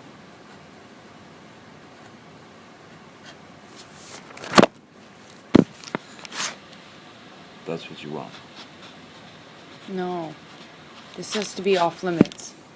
Divorce. That's on my list. You can never, ever throw it around. That's on my list. I'm not saying you... I'm not saying you did. I'm saying it's on my list. Okay. And it's one I fucked up last night. So, this is... I'm being impartial here. Okay, cool. That is a must for me. I don't want a divorce. Yeah, but I want to feel safe. I want to feel safe. I fucking don't feel it. I don't feel safe. I'm looking at fucking apartments half the time. I mean, like, not half the time. I don't want to do that. I'm married. I wish you would have told me. I couldn't talk to you. You were busy. You were going to rehearsals, and every time I tried to talk to you a little bit, we didn't have enough time. Every time I spoke to you in that whole week, you were rushing out. Never did you have time. And I even said this to you. I was there right after rehearsals. Please don't argue with me. I promise you that I'm not lying when I say this. I even said this to you. I said, I feel like the last thing you have time for is me. I just want a little time. 10 minutes. Whatever. And didn't have time. And then when I finally talked to you, which I carried it around all week, and when I finally talked to you, I said this to you. Remember when we talked that night? Whitney's birthday? Yeah. Well, I didn't want to go, yeah. That night that we had that talk, and you apologized.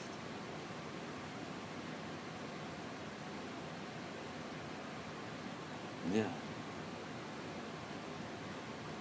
We got married so that there would be safety, so that there was a foundation. And it's all fucking pointless. I'd rather take off my ring now and fucking live my life and just see how it goes than to continue in this fucking forced thing where we every single time go, I don't want this anymore. It's like every time it gets hard. We didn't write vows. We didn't, get around to doing the important shit, which is like, fucking fighting for the wedding I fucking made happen. No, we didn't do that. We didn't say to each other, up and down, low and high, tough and easy, both. We didn't say that to each other, but we need to. It's got to be sacred. There's no point in being married. I don't get anything from this. You don't get anything from this. Why? Safety for the foundation for the home. We burn it to the ground every time we fight. And I know you didn't do it this time.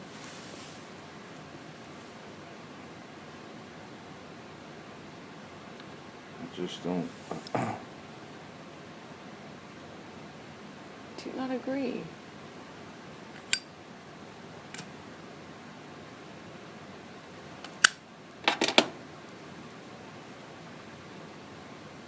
Yeah, I mean, it's not nice to hear you say, I'll just take my ring off right now and take my chances out there, rather than go through this shit. No, I meant instead of go through up, and I didn't mean it like that. I see why it came across that way. I'm sorry. I did not mean that. I did not mean it the way it came out of my mouth like that. I didn't mean that. I meant... Okay. What I meant was I'd rather both of us cut our losses, cut ties, instead of it being the thing that we always fucking go to whenever it gets hard. That's what I meant. I agree. Yeah, no. It shouldn't be that. And when I bring that up, that's the fucking child, fucking shithead ego, that doesn't want to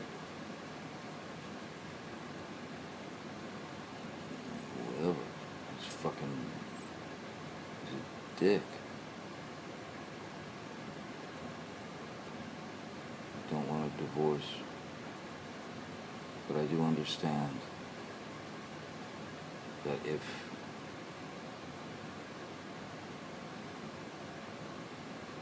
we're unable to do this and it just keeps on like it's going,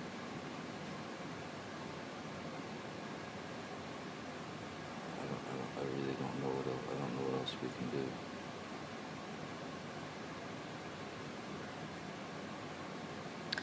Then maybe you're the one who needs to think about it.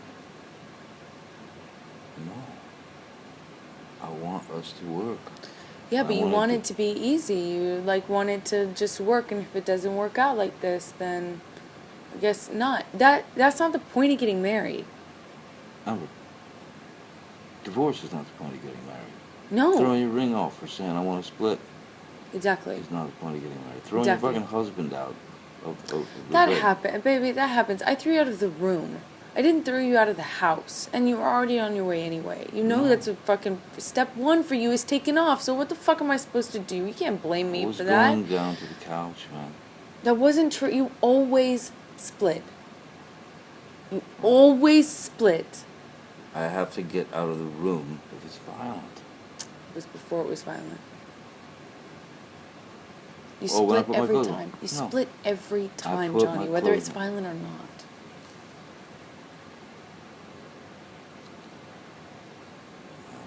As stated before, you have your truths and I have mine.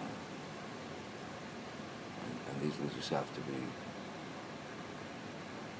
worked out with a therapist. Because there's no way we'll go on for nitpicking each other. I don't...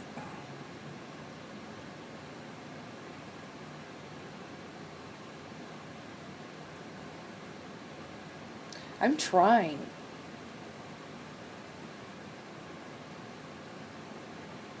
I know you're trying. But you're still getting wound up.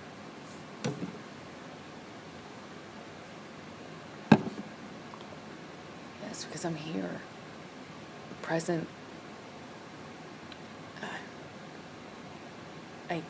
It's upsetting. This is a normal, natural reaction to have. I don't...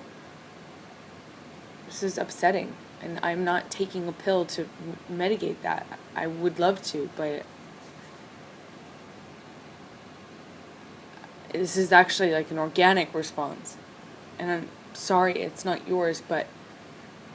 At least I'm trying to I am trying. You know, I wrote down something on the list of never, but I need I need promises. I need promises. We said this before that it won't happen again, and this won't happen again, and that won't happen again, and I can't do it. And you can't do it. Again, you're the one that brought up divorce last night. Yes, that's why I'm being completely impartial when I'm making this list. I'm not assigning blame. I'm not writing down the things you do. No, you just said I can't do it.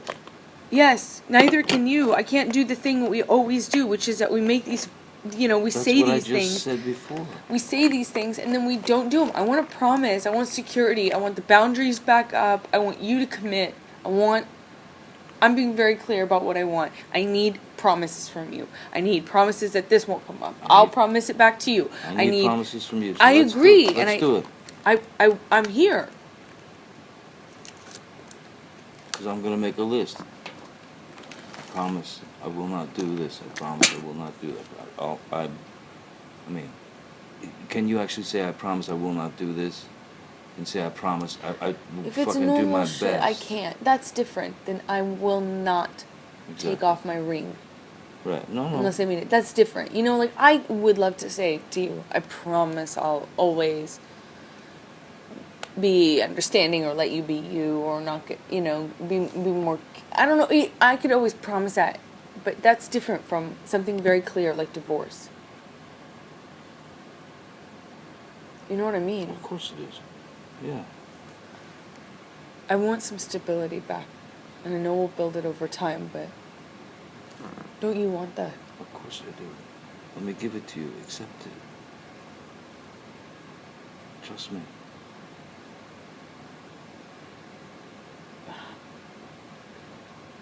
You think I run from situations You and always fights? take off. I can't Baby, trust you when you do that. Baby.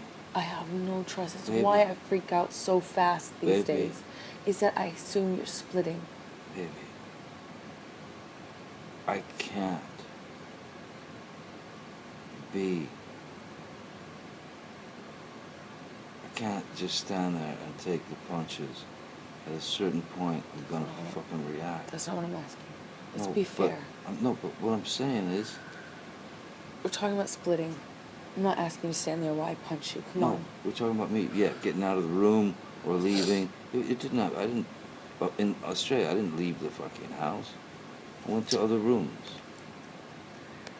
You know, whatever. I didn't fucking take off in San Francisco or whatever. Look, I go in the other room. That's different You from know? saying I'm getting another hotel room, which is what you did in Toronto. And then in France, you said I'm getting you a flight. And you involve, people, other people. It's humiliating, it's embarrassing, it's demeaning to me, and it's... You wanted a flight. No, but you were the one to suggest a flight. Possibly, yeah. Maybe I did. She texted even that. And the same with the room. Your splitting is chronic. It's early. It's quick. It's so not... You're not interested in not fighting. You are guaranteeing a fight. When you do that, and I've told you this so many times, you guarantee, if you were interested in not fighting, you would be respectful if you needed the space. You would be careful not to perpetuate the fight longer by saying, I need a few minutes, and then actually honoring that. How can I trust you that it will be a few minutes when you've done this in the past and disappeared for hours? I got mad at you in Australia about this. I said, baby, I want to trust you. It's hard for me not to try and work it out. If you want to be the person that's like, I need to cool down, help me do that, give that to you. But I can't give it to you if you always let me down and fuck up and forget. Because I gave you a time limit, because I said I'll be back in 3 minutes. So I'm just... No, it's different. If it happens... It's different. You never... If it happens, I'm just going to say, look, I need some time. That's it. I'm telling you, that will make it worse. No. I guarantee you it will. If you're stuck in throwing punches... I'm not talking about throwing punches. I'm talking about an argument. Right. In arguments, you tend to throw punches. I'm talking about arguments. I'm not talking about the times when it's got physical. I'm talking about arguments. I'm talking about arguments. I'm talking about arguments. Yes, in our arguments... Earlier and earlier and earlier. Now you split. You take off right away. You don't deal with the issue. You don't deal with the confrontation, and you split. Whether it is, and then you do it for an undeterminate amount of time. You do it without actually respecting. When you do give me a time, like say I need a few minutes, you never actually honor anything close to that. So I can't trust you. And especially when you always take off. A few minutes is also an expression, it's not... Yes, exactly, and I'm not holding you to it. I'm saying hours and hours later is different.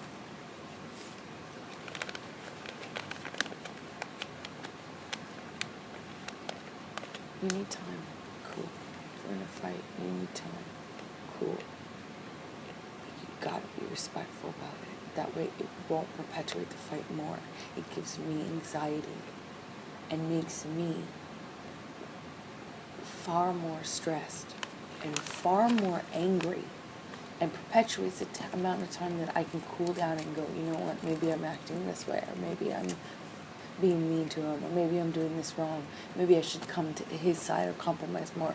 It takes me so much longer, exponentially longer, when you take off, you use it to hurt me, it's a tool now that you use, and come on, you can't act like you don't do it knowing it's gonna make me mad. I'm not, it's not to get you mad, it's not to get, it's just, to get out of a bad situation while it's happening before it gets worse. In Australia, when we had the big fight where I lost the tip of my finger, at least 5 bathrooms and 2 bedrooms I went to avoid talking to me, to to avoid escape working it out. That's to the escape problem. the fight. You don't escape the fight. You escape the solution. No. You escape the solution. No. You escape figuring it out. We cannot work it out if you run away to the bathroom every time. Listen to me. Listen to me. A boxer can't go 12 rounds without a fucking minute break. I'm not giving you a minute break. You do it at minute 3 at the beginning of an argument. No. There are rounds, man. And when it gets too fucking hairy, the ref splits them apart or whatever. But all I'm saying is, you can't have a solution if the argument just keeps mounting and mounting and mounting and mounting. I fucking go into the bathroom and sit on the floor. Bam, bam, bam, here you come. I come out. Fight, crazy, escalated.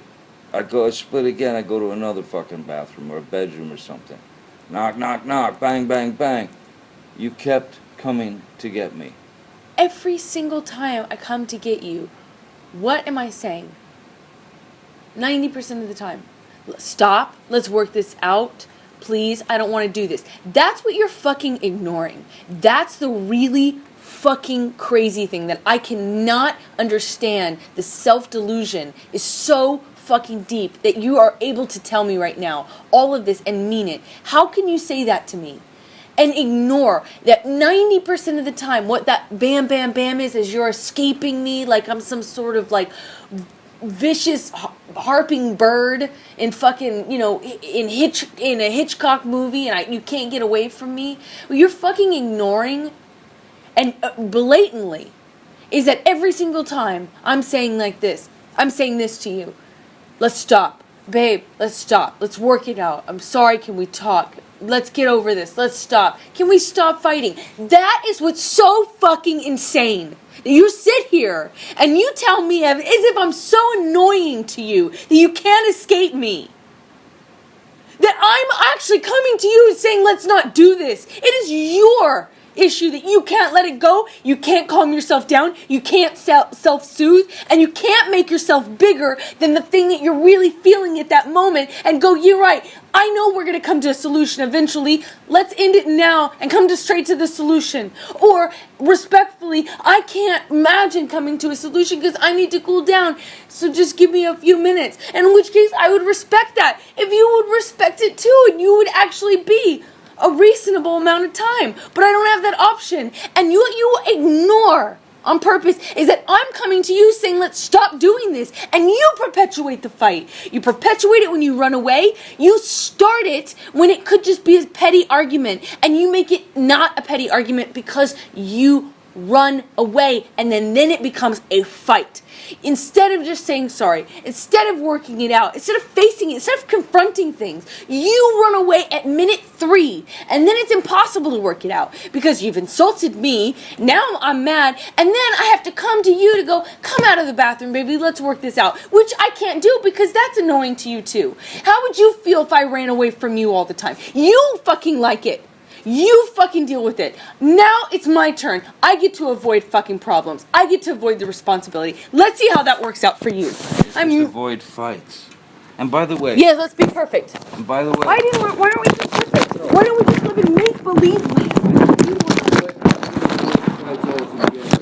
That's impossible. What I'm saying is, avoid from me. I tried. You tried to go into the fucking... I can't do it anymore. Please, fine, please. I'm Listen done. I give up. Let me finish this. If I went to 5 bathrooms and 2 bedrooms, how is it that you came and said, let's stop this? You're right, I made it up. 7 times? Yes. 7 times you came to different places to say, let's stop. I don't know which fight you're talking about. I don't know. I'm talking about Australia the day that Now we're talking about Australia. Okay. Yes. I tried 1,000,000 times. And 7 times. I've tried in different places. Yes. But why would I go in those places then? Because you weren't ready to get over it. You couldn't self-soothe. You couldn't control yourself. You couldn't. No, because I would come to you. I'd say, look, let's get over this, work it out, whatever. And instead of you actually doing that, you would fucking explode. You'd get mad at me, and the fight would continue. Guess what? It could have been a petty argument. Like last night, it could have been a petty argument. Every time, it could just be a petty argument. But when you run away, and then you validate it with some hierarchy, you're just trying to actually make it better. Nonsense! I'm not trying to make it better necessarily, I'm just No, you're not. You're trying to protect yourself only, because you cannot control your anger, and you cannot control it. No, in fact, you know what? I'm trying to make it better. But in this fucking time thing, you ask any fucking doctor, you ask Cowan, you ask anybody, the best thing to do, if it's coming to a fucking horrible, violent thing, is fucking walk away. Take your fucking time. Go to your corners. It's the best thing you can fucking do. I would 7 times. I don't know what 7 times you're talking about. I don't 5 bathrooms, 2 bedrooms. You were coked out of your fucking mind. You were fucking crazy. You didn't sleep for days. You were delusional. You were psychotic. Literally, you went into psychosis. Do not tell me about your behavior during that fucking escapade. I have tried to completely block it out. And I threw the vodka bottles. You can poke an animal, no matter how calm they are. You can fucking poke them. Did I throw the vodka bottles? You threw bottles. You threw me. No. You hit me. Yes, you did. You're right. Your 3 nights of skipping sleep, your bags of cocaine, your fucking Red Bull and your booze is all. You know what, Johnny? You know what? You want to hear what you want to hear? You're right. Let's get everyone in here to just pamper you and fluff you and tell you you're right. You know what? Your memory is probably That's how you feel. Your memory is probably equal to mine. It has nothing to do with your psychosis. Had nothing to do with the cocaine. It had nothing to do with the booze. It had nothing to do with your meds. It had nothing to do with your lack of sleep and how that puts you into a manic state. You're right. You are accurate. No, your memory's accurate. Your memory's accurate. You got it now. Your memory's perfectly accurate. You have a fucking stand-up man. You fucking no. Oh yeah, you're right. I did. So you know what? You're probably right. Your memory, Johnny, is probably spot on and perfect, comparable to mine. I was sober, but that's fine. You can guess it all you want. I fucking remember that shit. I remember that shit. You're out of your mind. Yes, I will. You tell me about a fucking vodka. You know what, Ivan? Forget it. I don't want to fight about Australia. I don't want to talk to you about Australia. If you want to fucking persist and never let go of a goddamn thing, you'll never ever. We wouldn't be happy with anybody. No one's gonna make you happy. And if you run away the first sign of trouble, you're fucking be better. Anytime that there's a fucking problem, you fucking run away and you make it worse and you act like there's some hierarchy, some self-righteous thing that you're just doing the big thing, the honorable thing, and walking away. You know what? I believe that horse shit. If you actually had ever done this, I need to cool down. I'm walking away. I'm not walking away from you. I want to work this out. Just give me an hour. If you ever actually did it responsibly, I'd say, yeah, you're right. You're being the bigger person. That's not the case. You fucking run away. And there's a difference. Every time you get fucking stressed, every time I'm picking on you by having a problem with you. Because I wouldn't have enough time to get those words with you. I'm clearly on tape, fucking like just haranguing and not giving me a second to fucking speak. So I could easily say, hey, yeah. I need, you know. You could try. I don't think you ever try. I can't hear it when you're running away. You're not trying to be insulting. I cannot talk to you. I cannot work it out. You can never work anything out when you do that. It perpetuates it. It makes it fucking... You are perpetuating it and you are... Why am I always... Right now. Why am I always the one knocking on the door saying, let's stop this song? That's not me. That's not me perpetuating. That's me trying to be the bigger person. Cucumber in this fucking fight. I have tried. I've said I'm sorry. I've said I want to fucking try everything. I want to go to a fucking shrink or whatever. I've said everything. I've said, yeah, I'm wrong here, yeah, I'm wrong there. But listen. No, you're not. I am. In fact, you can't decide if I say sorry too much or too little. Because I feel like you've also criticized me for saying sorry too much. I fucking apologized profusely for yesterday. I didn't say too much. I just said, I'm sorry. The go-to thing. It wasn't a go-to thing. I meant it.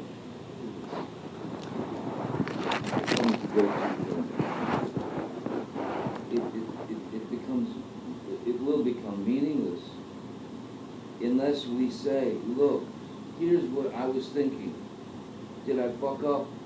And then you say, yes, you did fuck up, and it made me feel this. And then, fuck, I'm sorry. I'm really fucking sorry. But that requires some type of cool head.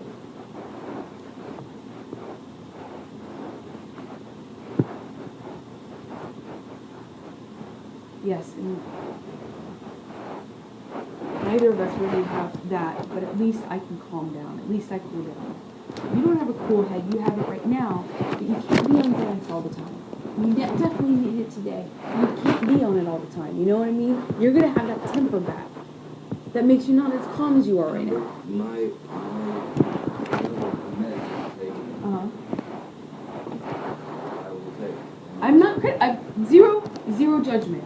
You need to pump the brakes on actually thinking that I'm judging you just because I made a statement. I am not. There is zero judgment. I even added. You can't, but you don't take it all the time. So, but my point is, if you're calm right now, that's great and it's wonderful and you need to be, and I'm really glad you took a Xanax to help you calm down. But you can't be calm all the time. I mean, you can't be on Xanax all the time. That will help kind of keep you calm. Or maybe you are. I don't know. But it was not a judgment. That was not judgment. No. I own what I say. I say what I fucking mean. I don't need anyone, fucking you or anyone, putting words in my goddamn mouth. I mean what I fucking say. You hear me? I mean what I say. I say what I mean. And you're not going to sit here and fucking change it for me. I'm so sick and fucking tired of you telling me all the time what I actually said and what I meant. I tell you what I mean. I had no judgment on that. That is your projection. That's you putting that shit on me. There is zero judgment there. I bring it up. It matters because it factors in, because it's relevant. I don't know, many of those things. Didn't you earlier go get a propanol? Yes, I have Panadol right here. What does that change? It changes how you react to stimuli. It keeps you calmer. It's supposed to slow your heart rate down. It has absolutely no psychological. No, it does not. It has zero psychological effect whatsoever. It reacts physically to the mechanisms in your brain that control your heart. That's it. It does not make me less upset. Clearly, it does not make you less. It does not affect you psychologically. It is in fact. And you should fucking know. It does not make you fucking calm, as you can clearly see. If you have to go and make a fucking speech, or if you have to do this or that makes you nervous, propanolol is what they give you. Propanolol is what they give you. No doubt. Okay? So that's what it's for. Thank you. I'm so glad we're talking about this. It is for stress. It does not affect you psychologically at all. But you know, look it up. I don't fucking care. I won't talk about fucking it anymore. You can fucking look it up. You don't get it clearly doesn't work, does it? You don't get high. No, you don't. And it doesn't calm you down psychologically. It's supposed to slow your heart rate down. Clearly, it doesn't really work that well. You need a lot. It's not affecting my judgment at all. It doesn't affect how angry I am. It doesn't affect how passionate I am. And I was not criticizing you or judging you at all. Which is why you wanted to reach for what I'm taking as a means to defend yourself. But you ignore everything I said, which is there is absolutely zero judgment on that. I was pointing out that you will not react as cool-headed as you are right now, because if anything should happen while you're not on Xanax, it could be an explosion. That's all. I was pointing out that both of us have tempers, and what will happen if you're not on Xanax and then something comes up? Will you be able to talk to yourself and reason with that inner self? That's what I was bringing up. It had no judgment on it whatsoever. I'm actually very glad you took a Xanax. Yeah. And I'm very happy for you. And there's zero fucking judgment. I don't need you fucking telling me what I said. I don't need your fucking goddamn projection on me. I didn't fucking go there. You fucking listen to me or not, I don't fucking care. I'm just going to walk away for a minute. Okay? Please.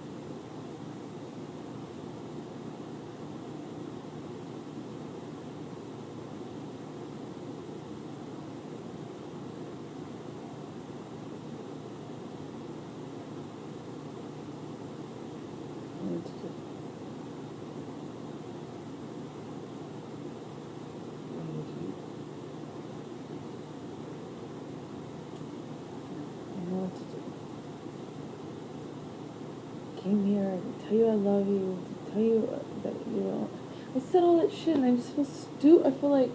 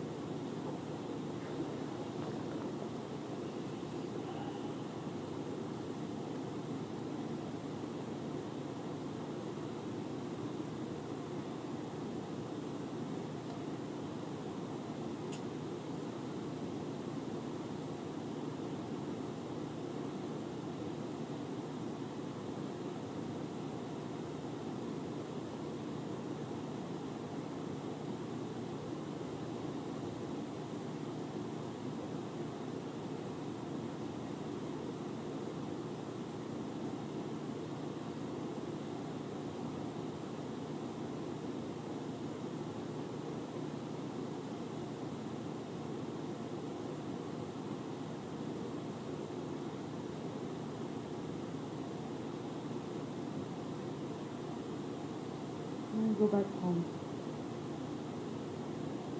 I don't know, do whatever you want, you know. Do whatever you want. Go wherever you want.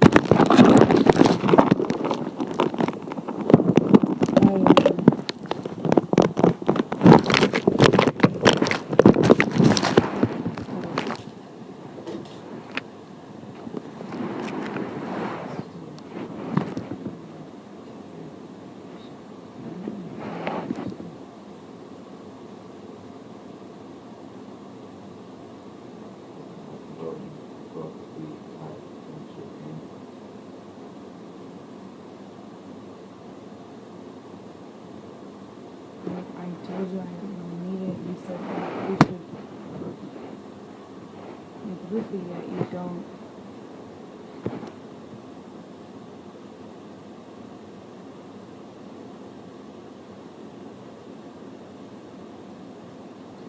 Seeing the counselors and this stupid thing.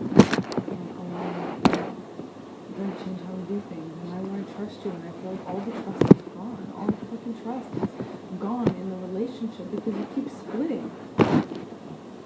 We fight together, but you're the only one who's splitting. I want that back.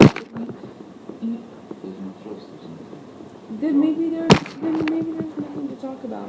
But I did come over here with enough love in my heart and sincerity to say to you that all the things I said, which now I meant them. You know, I fucking meant them.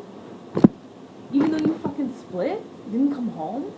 You know, I still did that. I've shown myself, I've proven myself, I've fought for you, I've showed up. I'm not gonna be in the physical fucking altercation. Don't. Then don't. You fucking hit me last night. You fucking. What about all the other times you split? Come on, you cannot act like that. It's about that. It's not. Well, on a person I can't.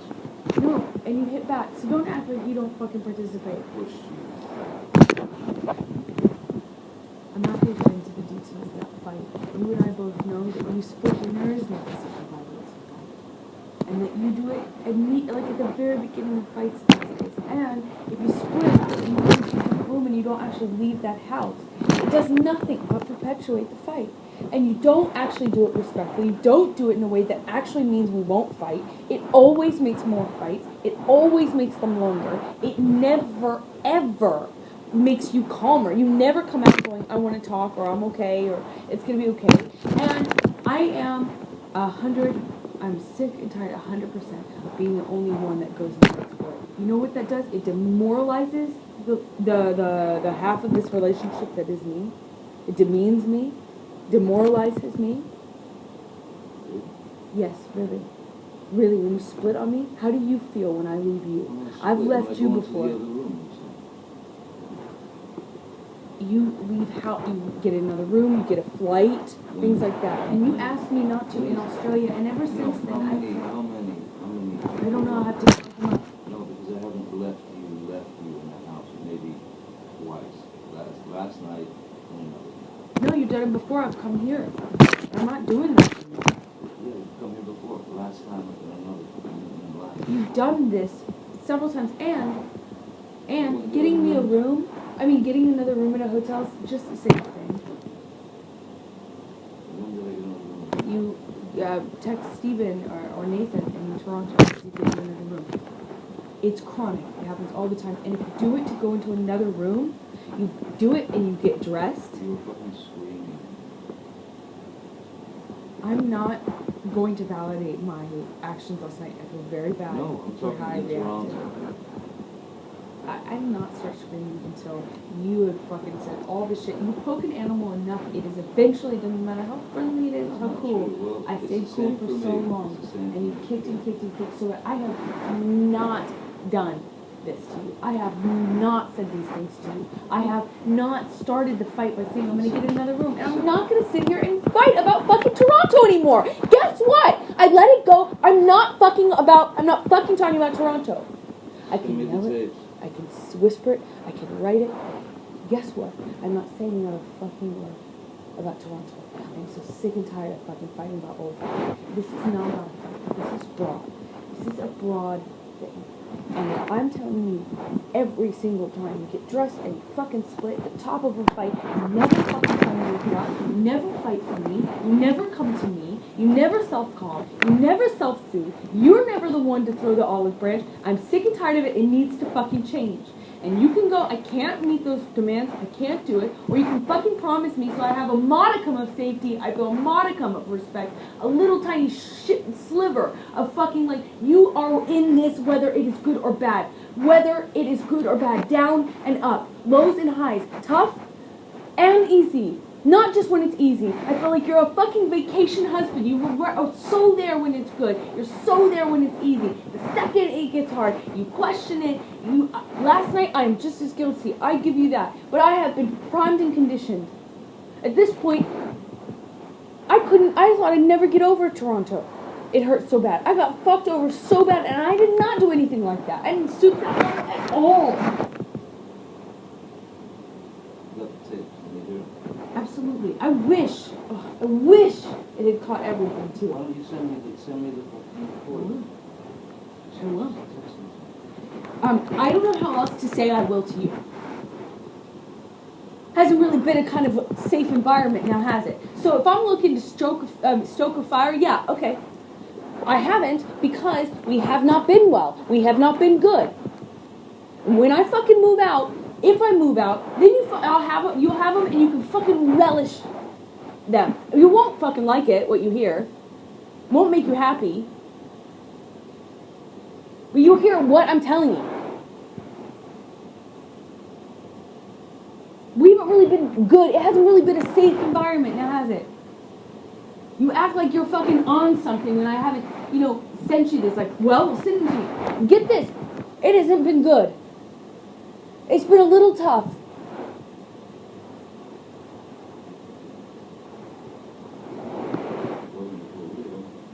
Was it tough?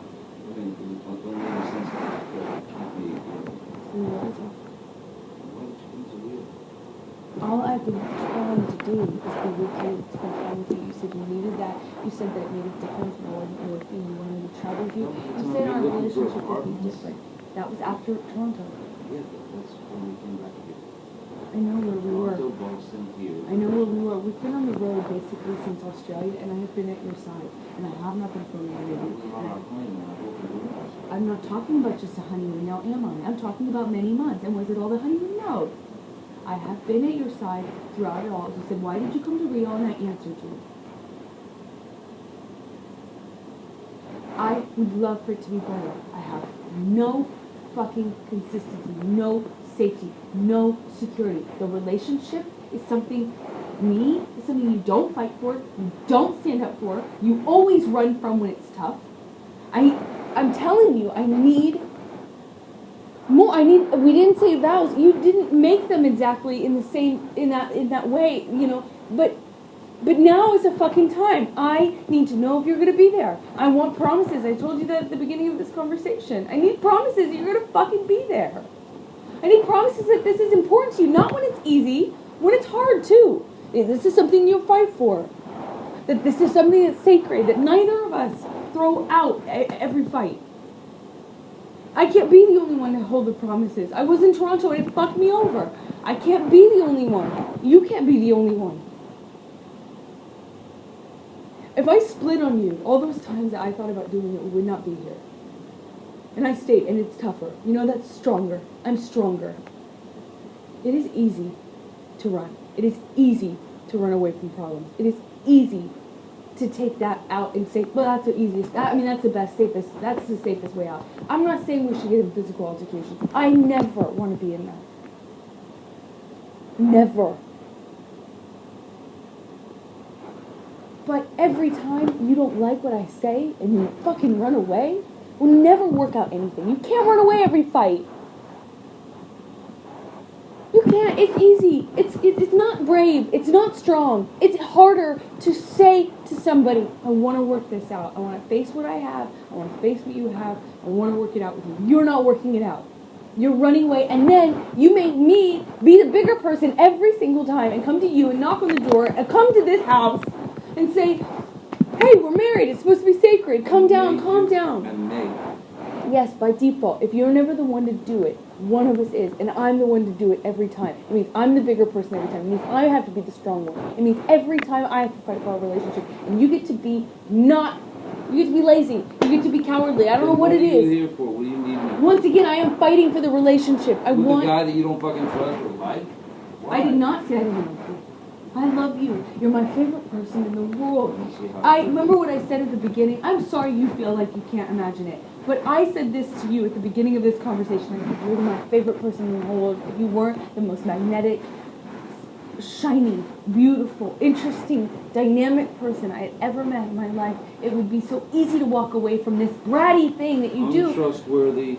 But you hear what I just said? I said I can't trust him. I can't trust him. That's not meaning you're untrustworthy. It means that we've created a situation. And I'm telling you what you do to create it too. We've created a situation in which there trust can't grow. It's like, it's trampled every single time, and we need a marriage. That's why I sat down. Do you not remember me sitting down at the very beginning of this conversation and saying just that to you? Saying, I know you got married for security and for safety. So did I. We did not get married because it was something that we're doing, because it was something we could walk away. We wanted a foundation. No? Yes, but you could just have me as your girlfriend if you didn't want the foundation. And you told me, and maybe you go back on it now. Fine, okay, cool. Lie about that. I don't know. You told me you wanted a foundation. You told me you wanted the security. You wanted the safety. You liked the foundation. At the beginning, you said, I really like having that. It feels safe. So don't argue with me when I say it now. I'm not arguing. Oh, yeah, but you had to pick and talk.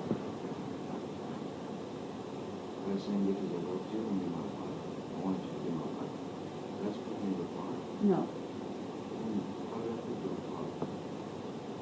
I don't want to do this. I don't want to fight about fight. I don't want to fight about semantics. I don't want to fight. When I come up with a point and can't answer it, you don't want to, so you don't want to answer it. What am I not answering? Because I don't want to fight about this new thing? No, I don't want to. I said you wanted the safety and security, and you stopped me, you interrupted me, and then you said, what? Because because I wanted to have you as my equal. I meant you interjected. I meant you said. You said. How about that? See, now, is this better? I answered you. I addressed what you're saying. Now, can we please not fight about that? And I said, because I love you. You said loved.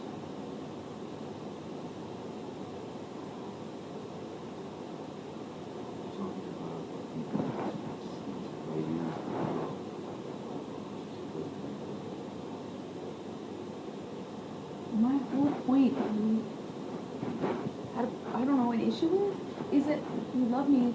Yes, you married me though because we wanted some safety, some security, some stability, a foundation. Now, if you take issue with that, okay, take issue with it. But if you agree, then you agree. That's who you were when you married me. Yes, but the only thing that's missing is with you. I wanted those things with you. Yes. And that's what I was trying to say.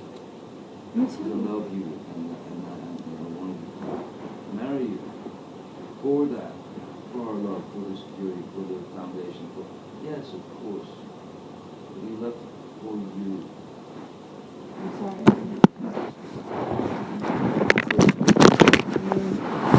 Of course, I'm with you. I mean that. Of course I do. Of course I want that with you. It's why I'm married to you. But I need the safety, I need the security, I need the boundaries, and I think you... Could you not agree? I need the same things. So I... But when you start flipping out, and I can't get a word in, and it's manic and angry. What the fuck, Amber? I get angry. I'm human. This is the kind of situation where one gets angry. Okay, but you can't provoke anger in me then. Can't control that. If I'm angry. Just try. Let's both try. If there's anger, if there's something fucking really, really fucking poking us in the ass, let's try. Try not to fucking fight. Try to address it without jumping down each other's throats, because all that's going to do is build a mountain of fucking resentment, some species of fucking hatred within the love, and totally fucking mistrust, because you say you don't trust me. I get it, okay. I'm flake, I'm a this, I'm a that. I didn't say as a person. I was speaking specifically about this. I don't trust the marriage. I don't trust you. I don't feel safe with it because you always fucking bail on it. Well, then that's sick. I don't know. I want the trust back. You can deflect all you want. Say it's my fault. Say how dare I get angry at you ever. Whatever. I'm telling you. As much as you don't like that shit in your marriage, I don't like the guff that you put on me in our marriage, and if it causes distrust in me, it causes distrust in me. I don't know how to help you. I don't know what the thing is. And sometimes I don't want to fucking be there and go through the shit. I don't, man. I don't. I know. I don't want to, because I don't want to fucking fight. But it doesn't have to be one. It's not like I'm saying, hey, choose fight. You just said I get mad, I'm going to scream. No, I didn't say that's always the case. I said, yeah, I'm mad. It happens. It happens. Yes, I know. It happens often. The things that are wrong are repeating themselves, and they happen often. If you think I'm some fucking tyrant or bully, then don't fucking be with me. But don't sit here and insult me like I'm the fuck up because I have the audacity to get saying mad. that I'm the tyrant and the bully and at the same time the guy that runs away. Yeah. And you run away every single fight. Okay, so then what are you? I'm not lying about it. Then what are you doing with me? I already answered that. We went through this conversation literally 5 minutes ago. I answered this already 5 minutes ago. You just said to me that I shouldn't be with you.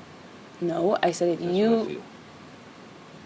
No, I said if I'm some, harping bully, which is what you make me sound like. Like I'm like constantly on you, making you feel bad. That's what I do. And then you ignore everything. You take me for granted. You're ignoring everything that I do for you. You make me sound terrible. You talk about me in a terrible way. You do not fight for me. And then you want to sit here and make me sound so terrible to be around. You don't. Everything I've already explained. No. 10 minutes before. No, fight for you. I don't understand. You never, ever do the work. Put in the work. If we're arguing about something, you don't ever try to get to the bottom of it and figure out, make the peace. You want to make it easy on you, so you split. You don't fight for me. You don't fight when there's a problem. You don't come to me. You don't make peace with me. You never extend an olive branch. You're never the bigger guy. You're never the one that's like, okay, I'm going to put my own feelings aside for a second and say, this is bigger than us, let's stop fighting. You never are the one to come and knock on my door. You take me for granted. It's not true.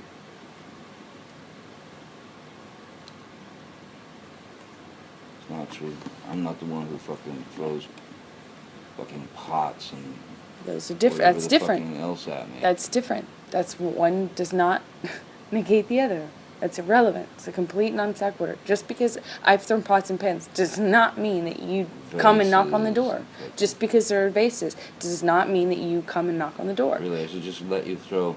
I'm not saying that. You're saying that. You're putting words in my mouth and then making non sequiturs. I'm giving you a situation. No, you're trying to justify how you don't or do come to the door based on whether I throw pots and pans. It's irrelevant. No, I'm justifying how you seem to think that there's this cowardice in me that runs away and I don't fight for you. And you're justifying that by saying I throw pots and pans? Okay, cool. Let's talk about everything you do wrong. I'm not the one who fucking did that. I didn't. So that makes sense. That's clear. Yeah. The only time I ever threw anything at you was when you fucking threw the cans at me in Australia. Why are you trying to justify who throws things based on whether or not you come knocking on the door? I don't get why one informs the other. Because that is a fucking irrational and violent fucking maneuver. So a man would want to get out of that area so that he doesn't get so fucking angry that he actually does pop the fucking wife. How does one inform the other? Oh, man. Go home and listen to the tape. Please. That's what they're for. Yes. You listen to the fucking tape. Oh, I'm gonna. So will I.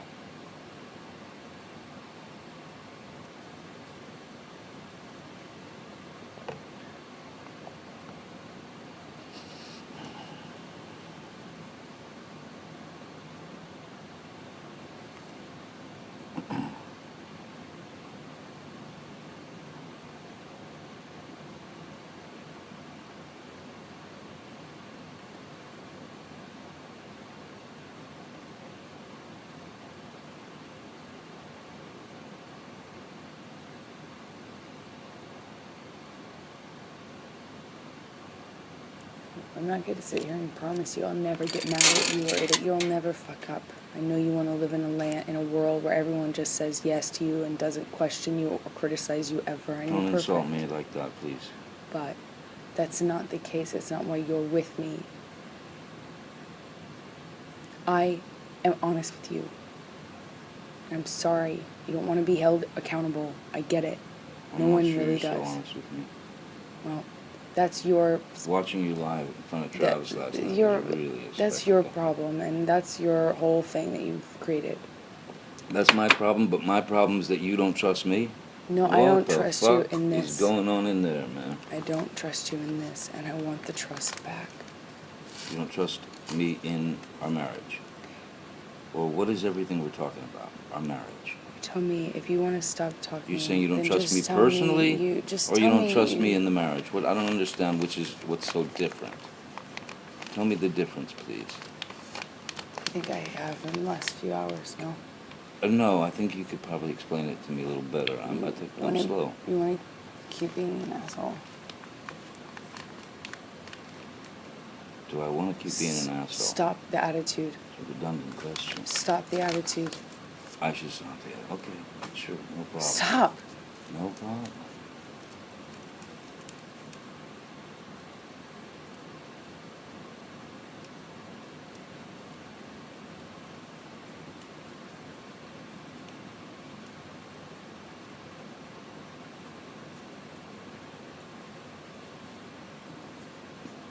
So I'm not going to sit here and go over every fight we've had. I'm not going to refight this fight. You have something you're holding on to about Travis. Fucking go fuck.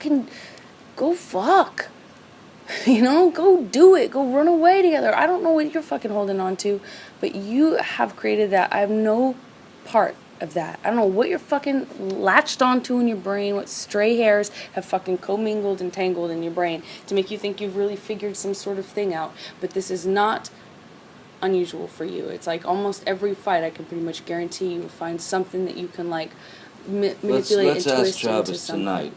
If you Yes, why don't we him, invite Travis into our fucked up, broken ass, 3 fucking wheeled truck of a marriage? Why don't we crash it straight into the wall, because no one knows us better than fucking Travis. You're just afraid that the truth will come out. What truth? That you lied. What are you fucking talking about? I didn't fucking even have a fucking thing to lie about. What are you fucking talking about? Every fucking fight, there's a new thing that you've convinced yourself is a lie. I said to you, Amber, tell Travis what you just did. Did you just fucking... did you punch me in the fucking jaw? Did you fucking... Did you? Did you? And you wouldn't say a fucking... I don't know what you're talking about. Lied. Never fucking... I see the never lie. Never fucking happened. I see the lie. You really should run with this. In fact, maybe you and Travis can, like, go and, like, you know, do a tell-all about what a... Hey, you know, an investigative study. study. Stop with the attitude, right? Sorry. Stop with the attitude. Sorry. You're getting all bunched up. Sorry. Sorry.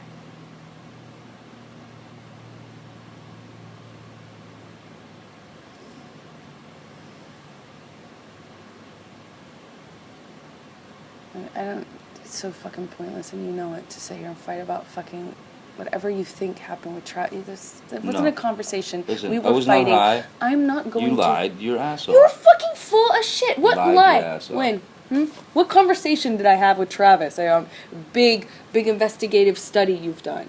I'm not sitting here and fighting with you about the fight that we had last night. After you got physically violent with me, I texted Travis. I said, "Come up here," because I I didn't want anything to happen. I mean, yeah. Come to what? Save me? No, go ahead. Continue. You. Travis to the rescue. No, that was the last one. You can go. You go. Okay.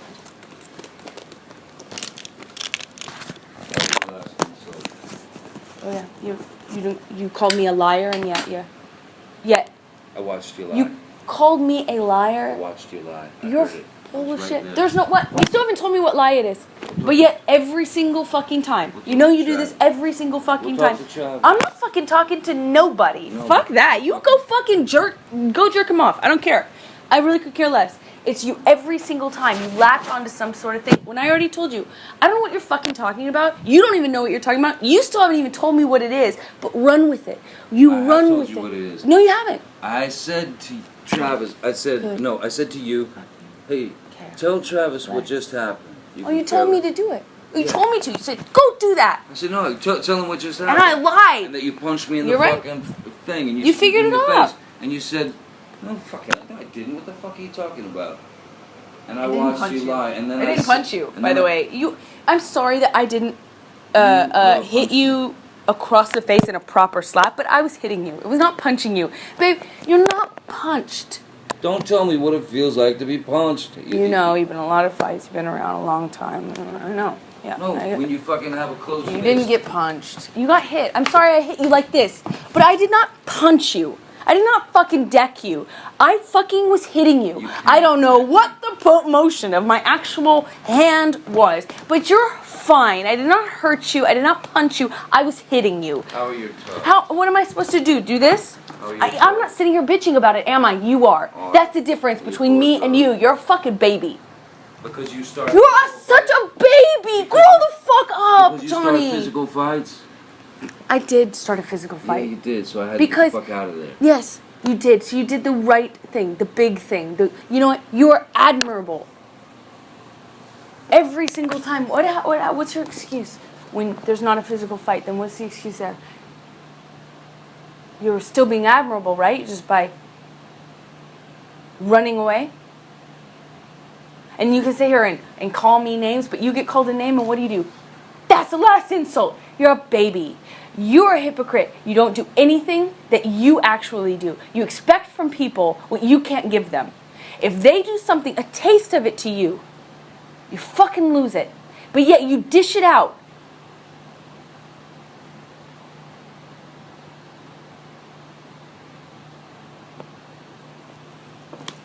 Give it a Xanax.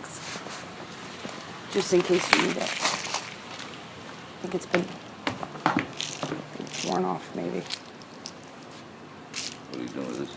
I'm giving you a Xanax in case you need it. Okay. Seems like it's worn off. Yeah, probably.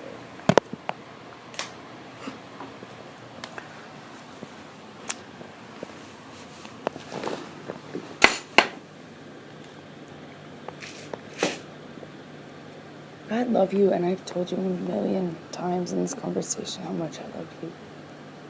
I do love you. And I've fought for this marriage, and fought for you. And if you don't do the same, how will I ever fucking feel okay? I got married to you for the sweet foundation. So we start a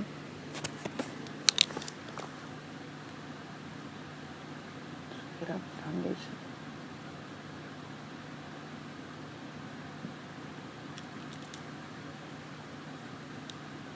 Not so that it could be a transient thing we throw around at each other or run away from. But I haven't even been able to have like a fight with you beyond in any real talking kind of speaking context in so long, because anytime anything goes wrong, you split. I feel like it's your first thing. And it's unnecessary. It's not always you're splitting because there's blows or because there's yelling or anything. You split most times when I'm still speaking in this volume and nothing has been thrown or hit or anything.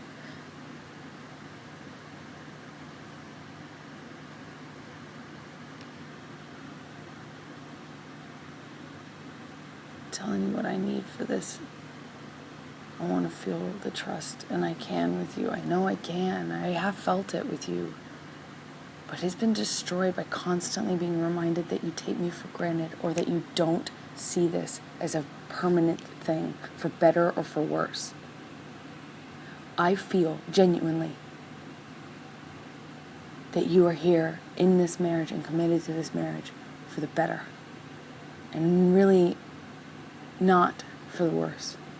You can't say the same about me. I fight even when I feel terrible. I show up. I pursue. I give you space. I've done everything to really show how committed I am. You know I am. I'm here for God's sakes. And I haven't. No, not when it's tough. Not when it's hard. Not when it's worse. This is this is the grandest gesture you've shown me in a long time, is by sitting in one place and actually facing some of the stuff we need to talk about. This is the biggest gesture you've given me in a very long time. It means a lot, of course, but it should be mutual, you know. I know there's things that I need to do different. I want to make you happy as a man. I know I can change certain things that are hurting you. But I can't blame myself entirely for going straight to the fucking finish line, the first sign of stress yesterday. Because of how it's been lately. Like since Australia. And I have been on the road with you. I haven't been working. I don't know what else I could fucking do. Since Australia, we've been on our honeymoon. We had a great time, other than the fact that we had a fight on the train, which was physical. Yeah.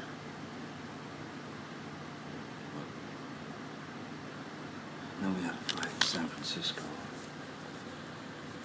But I thought everything else was great. You're saying you've been pondering this since Australia. No, the splitting thing. Me splitting. Like the lack of, I even said this. It was in Australia. I said, I feel like it was so good for so long. We'd talk about things. Remember we were allowed to have fights then. Remember, we allowed ourselves to say, hey, you did this, or you took... Remember, we would even have a little argument, and it was okay. It was an argument. I don't know what the fuck has changed. I can't figure it out. And I don't mean to criticize anything that you do, but it's so chronic with you, the changes and the personality. It's like sometimes you get these clear months and you're this different person and it's wonderful, you're this, and then sometimes I'm like struggling to stay connected with you, struggling to have 5 minutes with you, struggling to connect with you, struggling to have friendship with you and I can't fight with you. You know, it's like, but they're so chronic that I have to go, what the fuck has changed? What thing has changed? Do you not remember how different? You were so different. You allowed me to...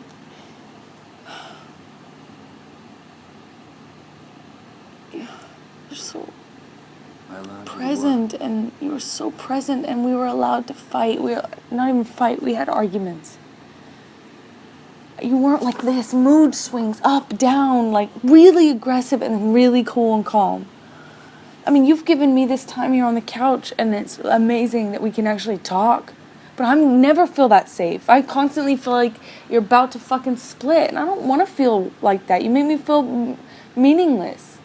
You threw me out of the room. Yeah, why wouldn't I if I know that you're about to split? I mean, that's what I'm saying. You always split. You always split, so that's...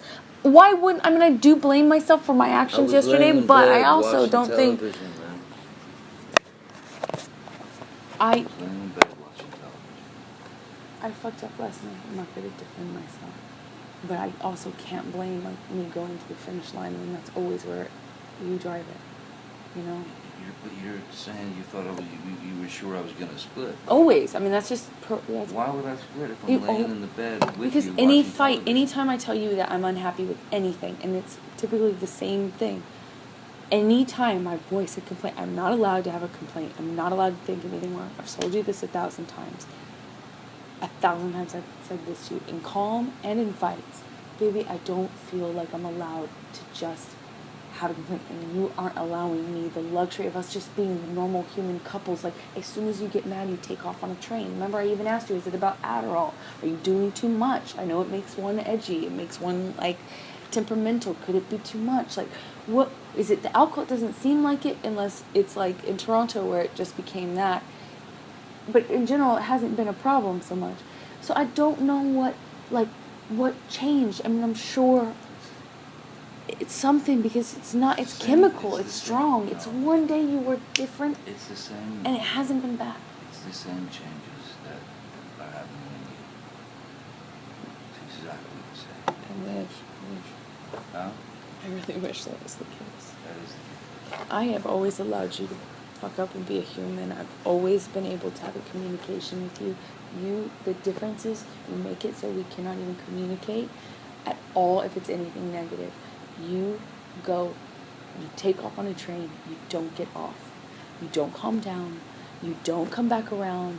You don't honor when you say, I just want a few minutes or I want a little time, but I'll be back. You don't assuage the anxiety and the stress that gives me and makes things worse with me by saying, hey, we will. Remember, Kipper was like, you have to say, I will be back in this amount of time, more or less, and then actually honor it. You have to come back. So I said, oh my God, if he could do that, that would be great. And you never do it. You know, you don't ever honor that. You leave me with way more anxiety, stress, anger, and resentment. But in Australia, for a few months, you were so... So for you, it makes a difference. I wasn't being attacked. And that. I have not attacked you any different. I haven't changed. I have not attacked you any different. I never attacked you. I never attack you. Just because I have a complaint with something you did is not an attack, baby. It becomes verbally insulting. It becomes all kinds of shit. It becomes like at the very beginning. Yeah. See, that's the problem. If you see any criticism as a verbal assault, of course we have this problem. We're going to have it next time you do. God forbid I have a problem with something you do. We're going to be in this situation. Are you ready for it? Say it nice. What if I'm hurt? Am I not allowed to be hurt and be human? That's the thing. You're not allowing me to be human then. You take my humanity from me. You're telling me I'm not allowed to feel things and I'm not allowed to react because to protect you. Last night happened because I was at Isaac's for too long. Next door. It happened because we could not communicate. For what? For what? What did we gain from this fight? From me just, the horrible fucking act of me being over at Isaac's for just too long. I did not cause this because you were at Isaac's. You lie to yourself. Go ahead. You're just lying to yourself. Why were you upset last night? This did not happen because of Isaac's. This happened because we're fighting. This is not about Isaac's. We actually haven't really even talked about that. We spent 2 seconds on it because it's not about that. It's bigger than that.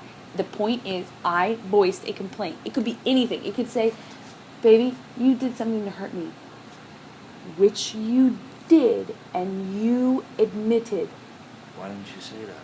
You admitted that you would feel that way too, and you said sorry for it. That would have been great, but I could not feel safe saying that to you because I knew that your reaction would very likely be a defensive explosion and an attack and freak out and get up and walk away and all this stuff. So I wanted to avoid it. So I took an Ambien to try and go to sleep without even having to speak to you about it because I was really hurt that you fucking left me stranded. You didn't think about me. You didn't text me. All the things that you apologized for.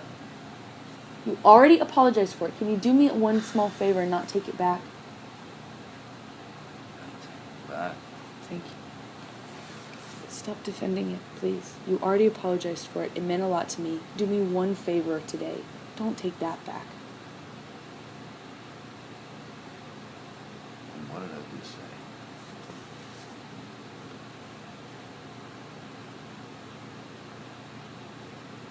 This isn't about Isaac, and you know it.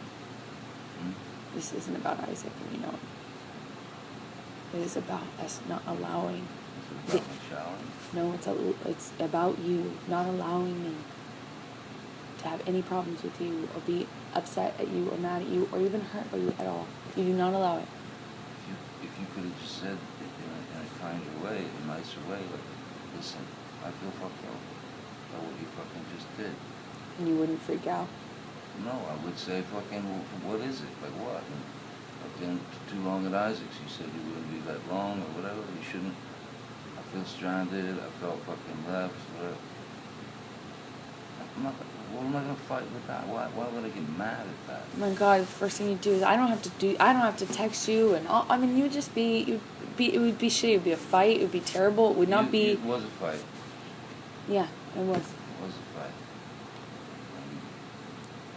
Then It shouldn't have been. So the Isaac thing was the impetus because you were that was a lot of what you said. it was the impetus, but it's just a small example and a bigger thing. You know it's bigger. Okay, so it's a bigger thing. It's coming from back in Australia. No, it's like Australia. We are allowed to have fights. You can't sit here and tell me I can't feel things and I can't voice them to you. If we say to each other, you can't get mad and you can't be hurt by the other, then we're living in fucking motherfucking fairy tale land. Look, then, of course, nobody is able to and shouldn't hold shit in. We can go to the other person and say, look, man, I feel fucked.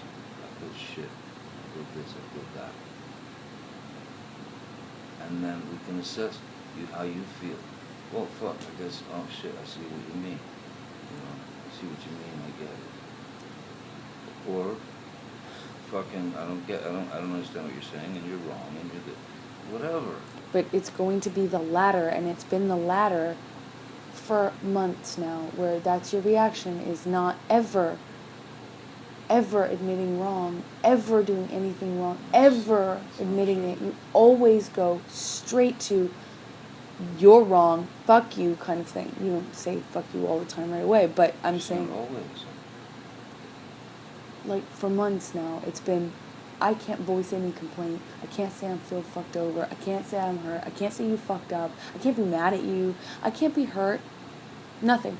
Because I'm the bad guy. Oh, well, I'm always fucking up, and, like, you're always on me, and I'm always fucking up, and, like, getting mad at me for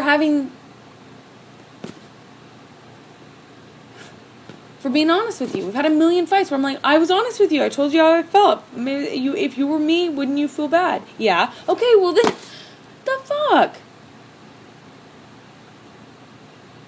We had these few months where we actually could even feel things and fight, and it was an argument. But you don't ever it's like I don't know what's changed, but it's like you can't ever just make it short and get over it. You can't. It's like you get on something and you will not get off of it. Hence why I'm always going to you in fights for hours trying to get you to calm down. Please, can we talk? Please, because I don't want to go to bed that way. And you told me you didn't want to go to bed that way either. Yet you want to fucking do this all night long and make it an all-night thing by disappearing for hours at a time. And then when I come to you, I'm the bad guy. I feel fucking alone. I feel like you're not fucking helping. You're not fucking doing anything in fights. You're not overcoming yourself. You're not overcoming yourself. It's every one of these fights could have been so short. Why aren't you doing some of the work? Why aren't you coming to me and saying, look, olive branch? Why aren't you saying, I'm sorry, bigger picture, let's look at the bigger picture? Why aren't you doing any of this stuff? Have you noticed that you're not? Do you remember thanking me for doing that, actually, recently? Thank you for being the bigger person. Thank you for coming and apologizing to me. When? I'm sorry, when?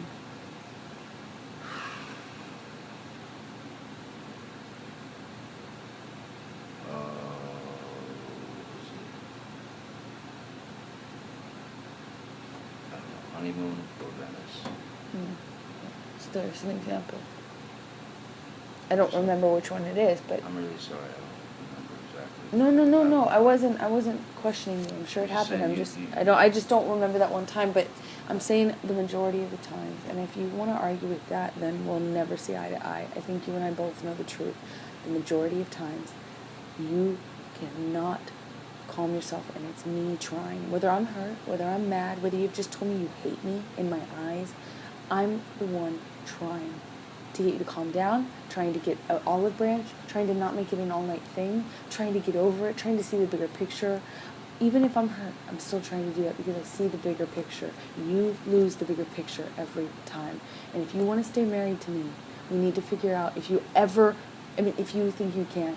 If you're going to lose sight of the bigger picture and only be my husband when it's easy, you're only going to be there for the ups, never the downs. You're only going to be there for health, not sickness. Every time it gets hard, you lose the big picture and you can't think about anything else but breaking up, divorce, fighting, splitting, running away. If you can't be the one to come around sometimes and see the bigger picture and know that it's not worth fighting for days, if you can't do that too, we need to walk away. I don't want to walk away. I don't want to end this. You don't think you instigate the same thing? I'm not talking about instigating. I'm talking about ending. But ending, you don't... I'm talking about ending. Yeah, but you don't always do that. You don't always... I remember you pointed out an example, and I said, okay, then can we settle on the fullest? No, I do it at night. I do it at night. I come, whether it's night or day, I've done both. I've come to you every single time. On the plane I came to you, on the Venice I came to you, in Toronto I came to you, in what do you call it, San Francisco I came to you. I pull you into the bed, or I hug you, and I get us to calm down. And I'm glad I do, because that's what makes it not be an all-night thing. And nothing harms our marriage more than sleeping in different beds because we're mad at each other or we're going to bed mad at each other. We made a promise. You didn't keep that promise, but we did make a promise to not do that. It was your choice not to live up to that promise, not mine. I tried to get you to come to bed when you were mad. I tried to get you to calm down so many times in Toronto. Toronto, in Venice, and in San Francisco. I would come to the 7 different bathrooms if you were, and try throughout, whether I was mad or hurt or not, because I saw the bigger picture. I didn't think it was worth this. I'm always the one trying to end it. You never let go of things. You constantly do this. I'm sorry you feel that way. You're never the one coming to me and saying, let's not fight anymore. You're never the one saying, come, just get into bed, let's not go to bed mad like that. On the plane, it was me. In Toronto, it was me. It's always me. On the plane, here from Rio. You don't admit it. You were Think losing about it. your marbles. Think about it. I'm the one who came to you and said, listen, calm down, please calm down. And you were blaming me. Think about it. Because your flight was going to get in late and you wouldn't be able to Think about it. have time before you think. Just think about it. No. Majority of our fights. No, absolutely. Okay, I'll admit that. Yeah, the majority of our fights, I hang on to it because it's fucking hard to let go. Some of the shit that you go through in a fight can be Yeah, no It's shit. painful and it's hard to forget shit. Yeah, no shit. But if you want to keep doing this and live a life where you constantly are using that as ammunition, which you can shoot yourself in the fucking head with, fine, okay. But at least admit you're doing that. If you want to hold on to everything and never get over it and never let go, then don't scratch your head and go, I wonder why I'm so aggressive when you point out anything I did wrong. I wonder why I have so much resentment for you. I wonder why we fight so much. Stop scratching your head and wonder and just admit that it's because you never let a fucking thing go. You can't get over anything and that you won't and cannot calm yourself down when you're mad. So it's all my fault. No. It's not. It's not. Yet you can sit here and find blame in everything that I do. But you never say a thing about yourself. I think I've included myself. You copped it last night. I have included myself.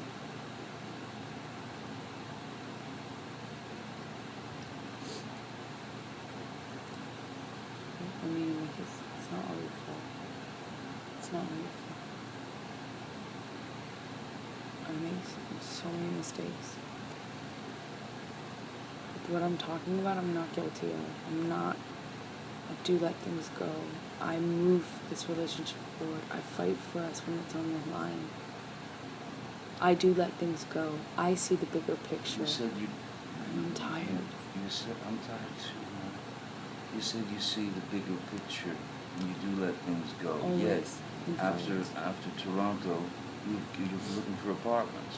That was a hard one. And I did not say 100% of the time. And no part of this conversation did I say, no part of this conversation did I say, I am perfect. I did not claim that. I'm claiming that vast majority of times these are the patterns. And I own them. I'm right. You know it. You don't have to admit it. But you know what I'm saying is true. I'm able to see the bigger picture throughout. Whether I'm mad or hurt, I do mean for better or for worse. I have honored my word to not leave. You ditched me last night, and I understand. I understand how shitty that got, and I understand my part in it. But it is a reaction to this fucking situation we've created. It's about to crack, and I'm trying.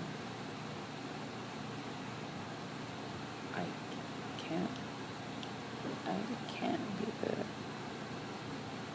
can't be the one doing this all the time. I also don't want to. It makes me unhappy. It makes me lose it. And then that's the trust I'm talking about. Like I said, the last thing in the world I want is for you to get happy or for me to let you down. I know. I do. And if you can't... I do make you unhappy and I do let you down. Only you know if you can change it or do better. I know you're not perfect. I've seen you be pretty damn close. I've seen you do better than this. I've seen you control yourself more. I've seen you react less. I've seen you be less... I've seen you have way more control over yourself. So fucking edgy, and you get so mad so fast, and you stay mad. I've seen this happen before, and I've also seen you better. I've seen you clearer. I've seen you better. I've seen you do better, and you don't let me down. And I subsequently would do better and let you down less.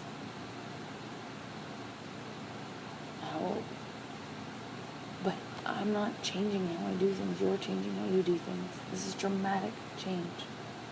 And it's been a few months now, and I'm begging you. Now's the time.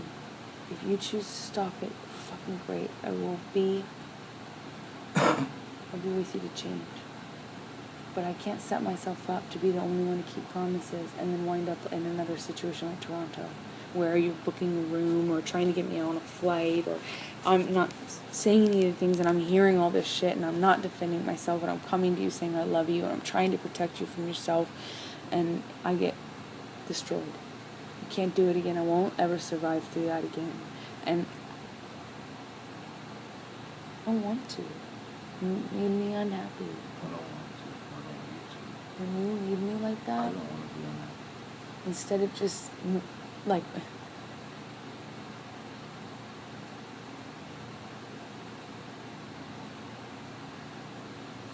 leaves the house.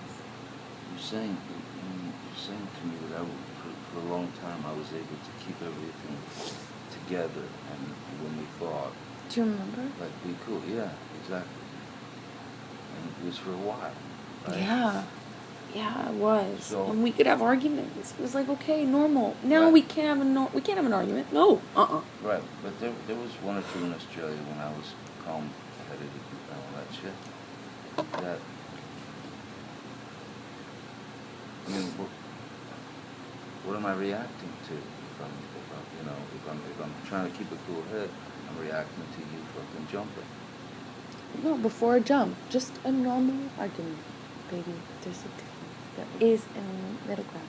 But there Sometimes is, you but just go, that was rude, or you snap, or But you say, baby, you tend don't to snap. jump. You tend to jump. Okay, alright. This is before the jump. This is like a normal, fuck man, that really fucking sucks. Like, I matter too, or whatever it is. And it's not. You think you don't matter? That's not the point. It's an example. Sorry. There are times when you can make, for months now, consistently, I have no idea. you have been, I've told you a million times, I've actually told you probably about 5 times, I can't have a normal complaint. I can't have a normal complaint. I can't have any problems with you. Baby, I feel like I can't tell you anything's wrong. Baby, I feel like I can't be honest with you. Baby, you gotta relax a little. What the fuck? I gotta be able to tell you if something's wrong. How many times have you heard me say that? I have told you this. I've also mentioned how different it was in Australia and begged for whatever that... Was it clarity? Is it less Adderall? I don't know. Is it work? Is it, like, something's affecting you, and I am not judging you.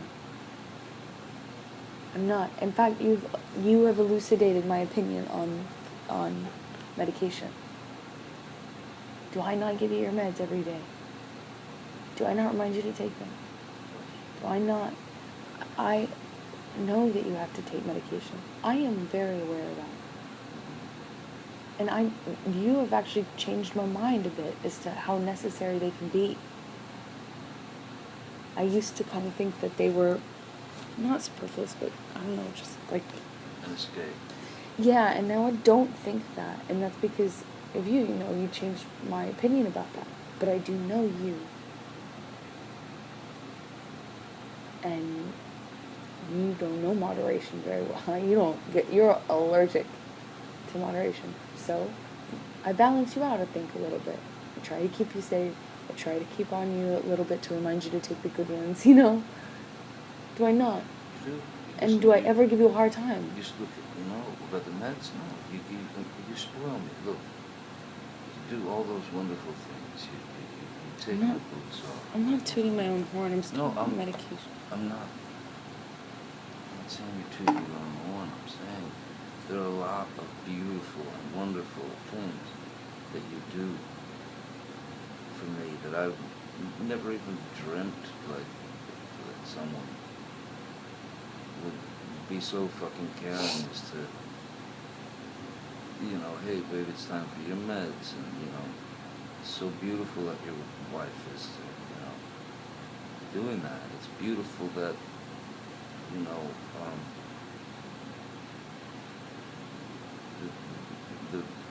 the act of just simply taking my fucking boots off when I get home from work, that is monumental stuff to me.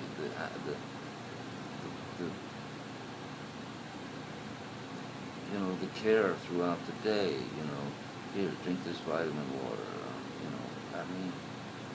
there are beautiful, beautiful, beautiful things that I could go on and on about you, about us, about how you've made me feel, how you changed my life. But I do not want to be, I don't want to be a Thank you fucking for saying shithead in your eyes. Thank you for saying that. That's true, man. It's true. Thank you. There are a lot of things. I There are know. a lot of positives. You don't have to. There are a lot of positives. I'm not just saying it. I'm being honest. I feel the same way. I meant it. What? I meant it. What I said earlier. If you were not my favorite person, it'd be so easy to walk away. For you too, I'm sure. You know, if you, God, I mean, think about all the times it would have been very easy to walk, based on the bad, on the stress, on the fight.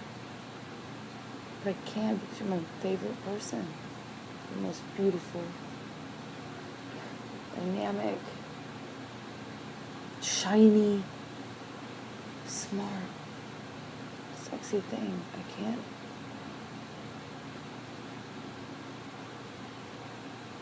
It's something you fight for. But I'm trying. I just want to feel safe again. I want the stability. I mean, you meant marriage for life, right? You meant like better and worse and all that stuff, even though we didn't say those words. Of course, when we did. Better or worse, we didn't say. But, maybe, Whitney said better or worse. She did? Yeah. Well then, But it is for better or for worse for me. It is. I feel I didn't leave last night. you're making me feel like it's like I'm not there for. I left last night, honestly, I swear to you, because I just couldn't take the idea of more physicality, more physical abuse on each other. Because had we continued, it would have gotten fucking bad. And baby, I told you this once, and I'm scared to death of it.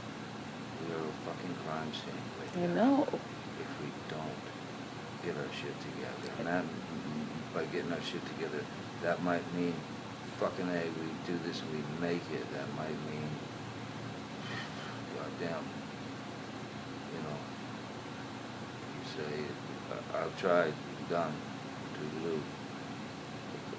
But we've got to get our shit together as individuals and as a couple.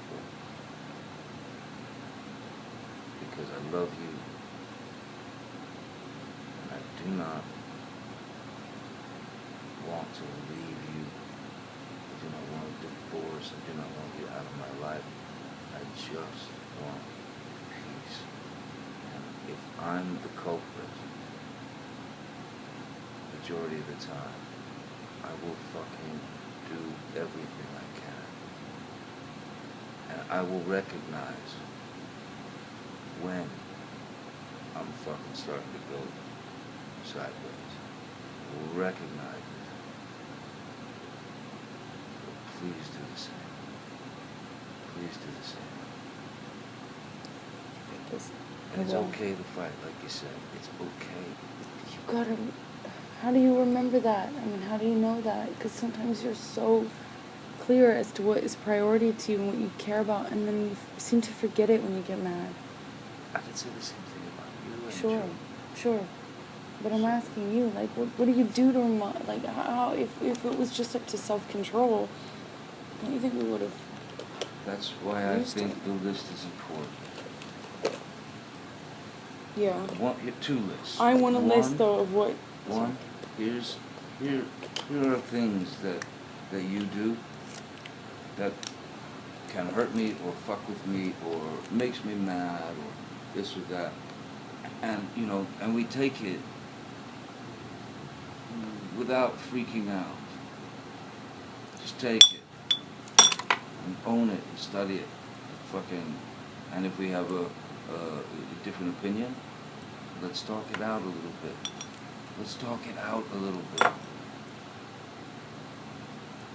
And I'll make a fucking list, you make a fucking list of all the things that you think you do that you'd like to change. The things that I do that I'd like to change. In fact, that's the first list we should write. Yeah, I was going to say this. The first list that you mentioned, it just... Someone once said to me, as soon as you start listing what you don't like with the other, the relationship's over. Well, they kind of said it as a aside. They were like, well,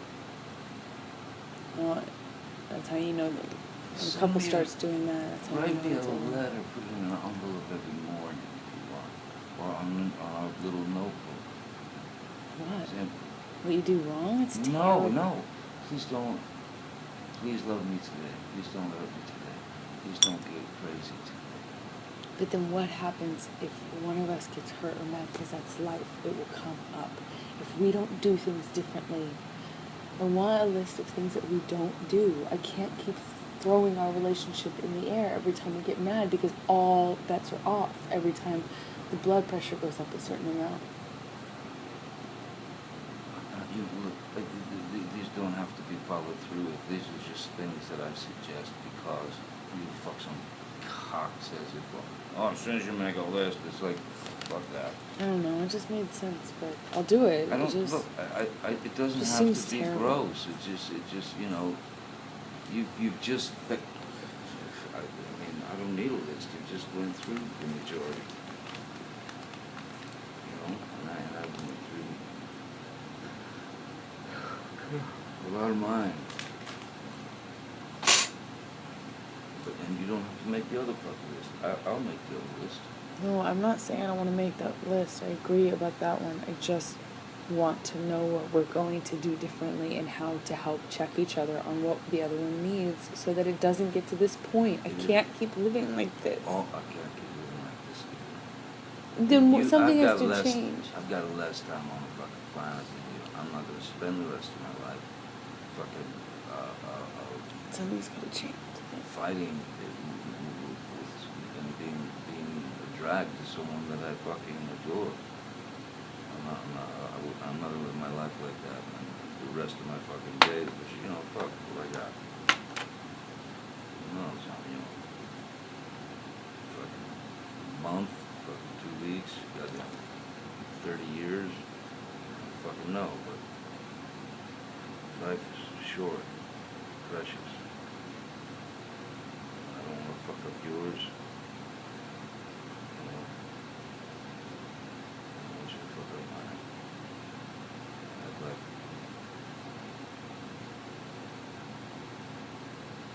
a bit more understanding from both of us.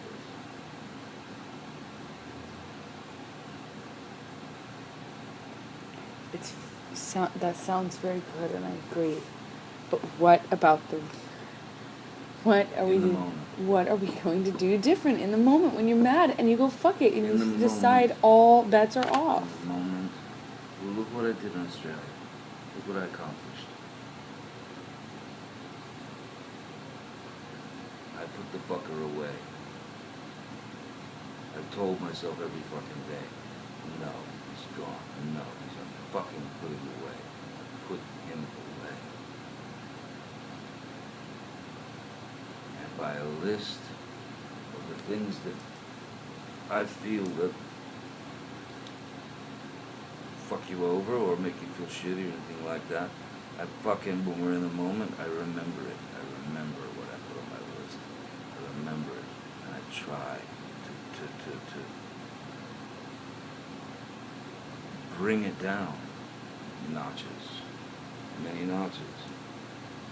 I'll try, if we're heightened, to say, please, I don't want you to feel this. I don't want to feel this. Let's I need to know what we need to do different.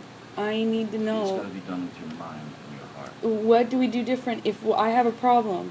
You Tell need me. to tell me how to tell you different if I'm hurting you.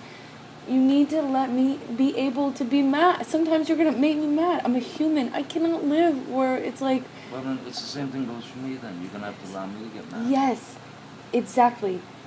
If Okay, I do but something get that makes you and then you mad, start fucking yelling.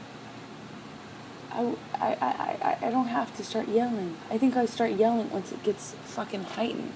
I've gotten a lot better about that. It's just I only start yelling when it's fucking hour 11 and we're really in it. You have gotten better about that. Otherwise we wouldn't have had 3 physical fights in the last month. I was talking about the yelling, but No, but yeah. we, you witnessed it. You're the one that brought it up. Australia was fucking great. We just argued. Let's go back there. Let's go back there in our fucking heads and on our hearts. Let's go back there. And no on your list. Is the monster gone? Did you put him away? It's been so, when you get on that train and you get angry, you stay on it for so long and you won't come down, you won't talk to the person that is you. That's not always. It doesn't have to always be the monster. But what is it? Can you put that away? Can you remember the bigger picture? That you don't want to spend your life. I've asked you this so many times in fights. You want to spend your time like this. No, you don't. But I ask you because this is something you're choosing. I'm saying to you, olive branch. And you don't take my olive branches. You made me feel humiliated for offering them. You asked me to stay in Australia. I stayed, and then you walk out on me all the time. You've got to take some olive branches from me. You've got to offer them too. You've got to be bigger than what you feel at that moment. And so do I. So do I. But if I call you on it, will you hear it? Will you call me out on it if I'm doing it? Well, yes, I will. Yes, I will. I'll do it in a fucking as peaceful a fucking as calm a manner as I possibly can. I don't want to instigate any fights. I do not want to fight anymore. Say we're having an argument and you get mad. An argument. How can, yes, but say we're having an argument and you get mad. It escalates. How do you talk to the you that's in front of me right now? What do I need to say? What do I need to do? We don't want to spend our life mad like that. Doesn't mean you have to like what I'm saying or doing or vice versa, but can you calm down? Baby, please don't be a monster. Please don't, let's not yell. Please don't be on me. I'll do the same. Promise. What? You promise. Yeah, what? Yes. I just want because sometimes you don't keep what you say, and I want this to be different. No, that's not the case. It's just that sometimes when you get mad, it's like you disconnect from the person that you are right now. And I'm wondering just how to, what's the communication, what's the phone number, for that. How do I calm you down? Maybe say,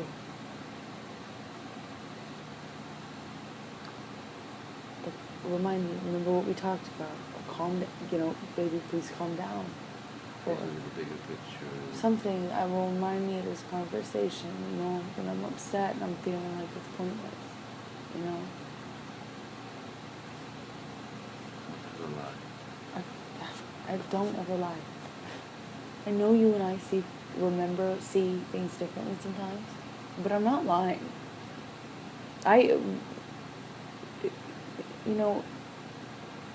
For someone who, I know that's your deepest fear and that's why it comes up in fights and stuff, but you got a trust issue in general in life. Oh, yeah. I never fucked you over, and I'm not going to. And anybody who knows me, if they had to list 2 or 3 things about me, adjectives about me, one of those 3 would be super honest, straightforward, honest. Everyone else in my life, I know you have trust issues, but you can't let it cloud you knowing me. Please. It comes up a lot. I know you have an issue with it. It's not me. You can trust me. If anything... Say that to me at the time. What? Say what? What you just said. Say that stuff to me at the time. I started to fucking flip.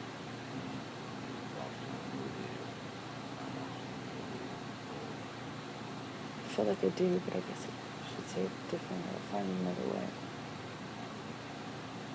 I'll pay attention to how I say it. Depends. Both pay attention.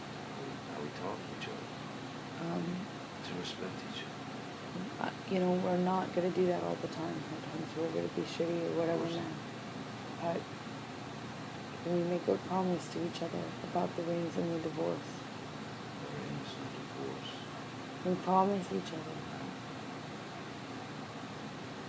Please, I want so bad to feel like the marriage I promise you. worked so hard to make happen is like meaningful. Don't talk about making the wedding now.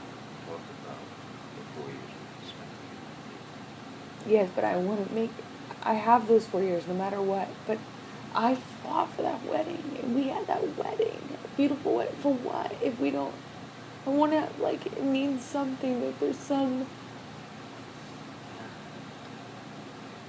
It did mean something, and it does mean something. I didn't get married to you fucking. Just fucking, 17 more fights and it's fucking over with. We got married, I knew the fucking fights were going to stop, but I thought maybe it would curb the road.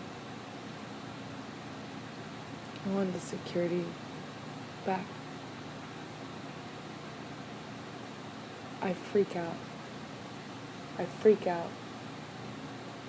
And cannot make normal decisions, calm decisions, or ones from the heart where I'm thinking of you more than me when I feel like you're splitting on me all the time, when the marriage is on the rock. I make the same mistake about throwing our marriage around. I won't do it again. I'm not going to do it again. Okay? I'm not, I promise. But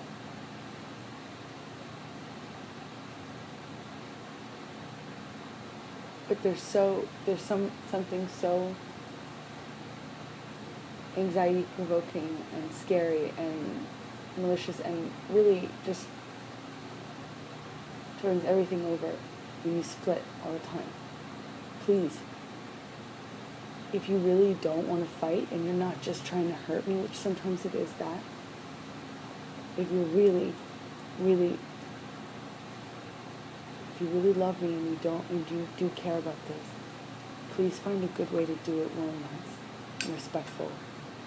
You can tell me that you are. I need to know that we will be able to talk about it, because the problem I have is when we don't communicate.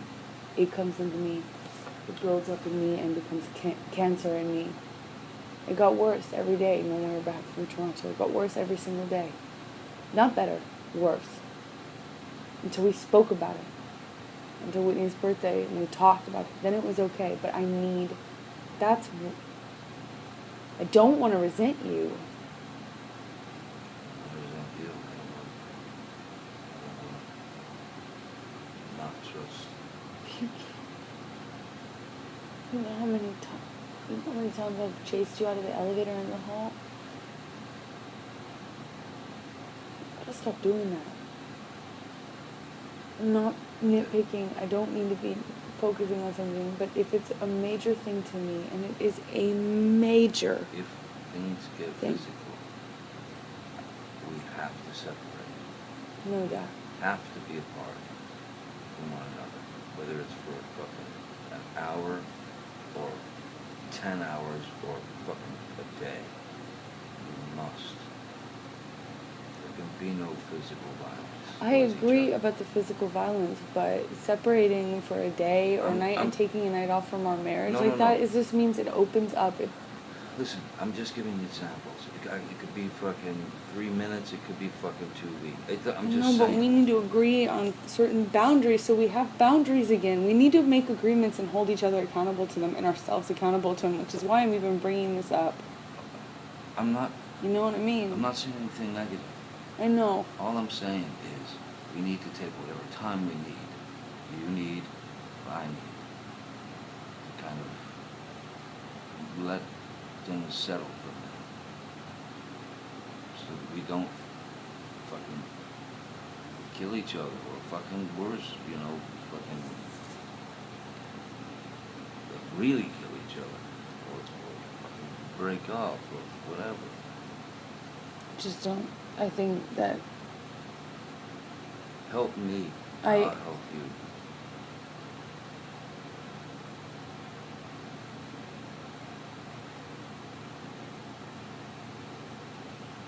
This is the thing that makes me feel unsafe and unstable. To be honest, this is what makes me not trust. What's that? It's that there's like Walking away, going to a corner. no loophole. It's like, oh, go and take the time you need, take the time I need. Okay, fine. Every time I get mad at you, I can go split. Except for, oh wait, I don't have my own place to go split to. No, Amber, stop. You know, it makes me think I should. It makes me, you know, I don't have a place I can go. I don't have it. I'd have to go to a hotel, you know, and I don't have the funds to do that. I mean, it's. That's not what I'm talking about. Look, I think we should control ourselves and not get physical. And if it gets physical, and we've dropped that wall, then we're gonna drop the other ones. And it's gonna be like, you're to fucking split, or I'm gonna fucking split, and one of us isn't gonna come back. You may be right, but you can't predict the future once again. Here's what I'm saying. If the fight escalates to the point of where it's just insulting for both of us, or if it gets to that physical fucking shit, violence, that's when we just say, look, let's go to our corners, man. You hang wherever you want, baby. I'm going in the office, and I'm just gonna fucking sit there and try and de-jellify my fucking brain. And I'm not talking about me running out of the fucking house. I'm not talking about me, splitting because I'm fucking incompetent, a coward, whatever. I'm talking about go to our corners. I'll go to my little office. You can have the house. You can just take the house and wander wherever you want. I won't fucking come bother you. And if at a point you're feeling like better after 10 minutes, come knock on the door. I always do that. And please let me finish. Sorry. And if in 10 minutes I'm feeling like, all right, I got the solution for this, or I know how we can, please, I'll come knock on your fucking door. Or I'll come find you. Will you try? What? Will you try to not make it I just told you. an all-night thing? I wasn't done.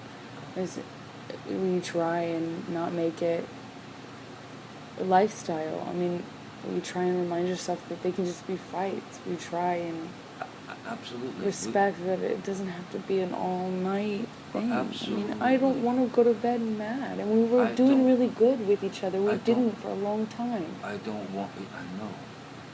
But we weren't insulting one another to the point of like, wow,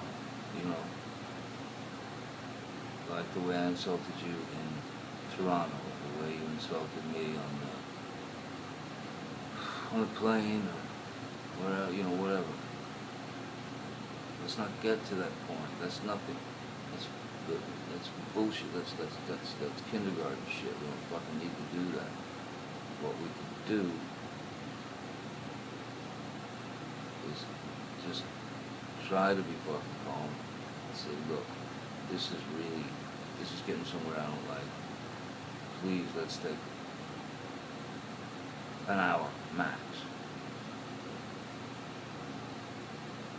I'll go in and fucking write and try and figure it out, get it out, whatever. I'm just making suggestions to try and fucking save us. Okay. We've got to honor our promises. I cannot, nor can you. You don't deserve to be in a relationship that is walked away from all the time. You can't. I would never want you to do that. I never want you to be in that. You deserve better. So do I. You cannot be constantly constantly. Anytime I'm upset or mad or hurt, anything I fuck up, God, if I yell, if I fuck up ever, ditched. That's not marriage. You know, most people don't have 2, 3 houses they can go to. It's always, I'm in your house, and you always split. Listen, you can't be saying that if that's what you feel that from you, because you didn't get that from me. You never fucking said, this is my house and my house only. Kind of, but I know yesterday No, that's our fucking house. It's our you fucking- always remind me that I got Rocky and Josh living there. I got You told Whitney me that. living there. Don't. But you say it in fights. You use it in fights, and I'm sorry, but I feel like, look, forget it. I just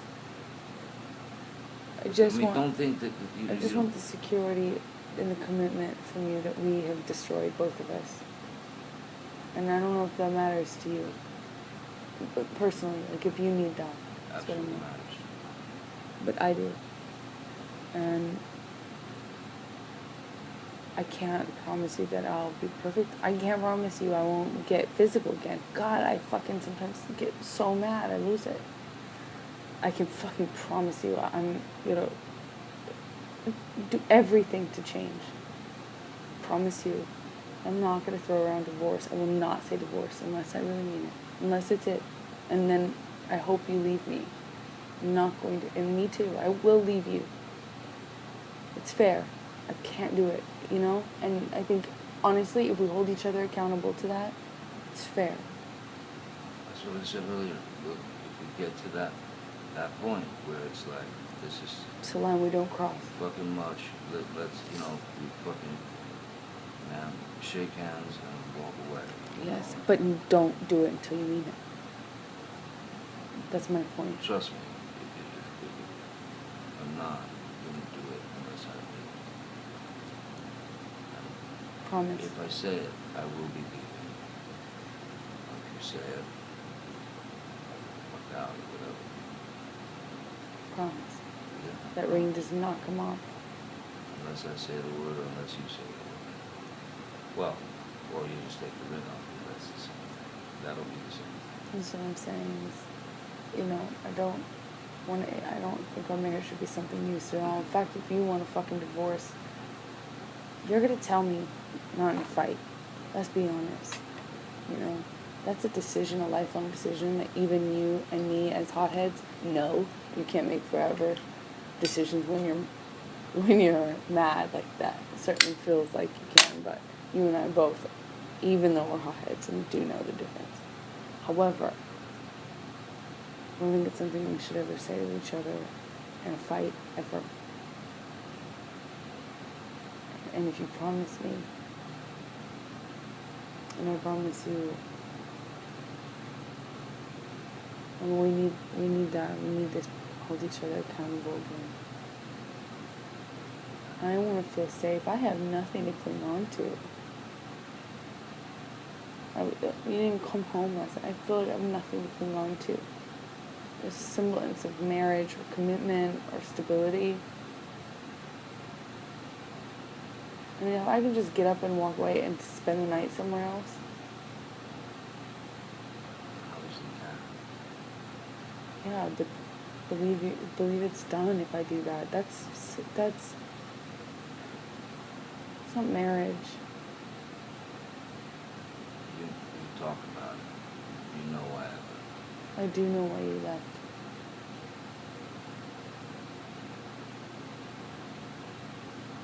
If you I'm saying now that I won't do the same thing. That I will not do that. I will not fucking leave until promise. some rational decision is made. If it's the end, it's the end. If it's fucking we can keep going, we'll keep going. But Promise. promise.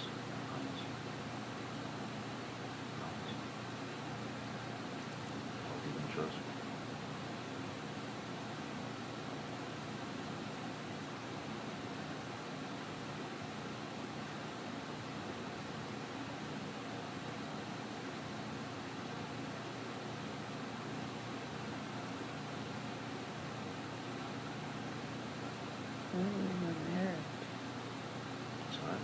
want to be in my marriage, you know.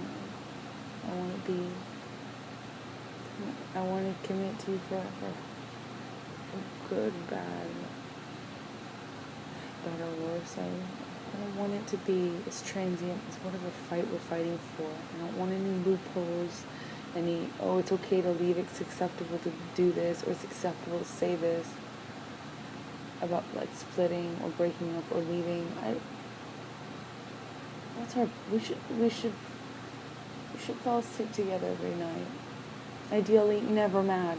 I'd love to say we could promise that, but I don't know if it's possible. I'd love to strive for it. Yeah, you weren't ready for that last night, for sure. No, I fucked up last night. I'm really sorry. So let's understand that we're both guilty of the same shit at times. And no one's saying it more than me, though. I am saying that. So let's It's just chronically overweighed with, and I need that to be something you realize and that you know. And it's affecting not just me, it's affecting our marriage. It's affecting how I trust, how I resent you, how I like you without the fight being happening. No, I know. I'm not trying to rub your nose in it. I feel sometimes like you omit something, you acknowledge it will be beautiful, and then you go back on it kind of in your in the vocabulary after, and then I feel like, wait a second, is he taking it back? You know what I mean? I do know what you mean, but like I said before, there's not. I haven't cornered the market on that. You know, when you start the fucking yelling, there's, you know, it fucking gets crazy. You know, it gets fucking crazy. You know, and that makes me not feel.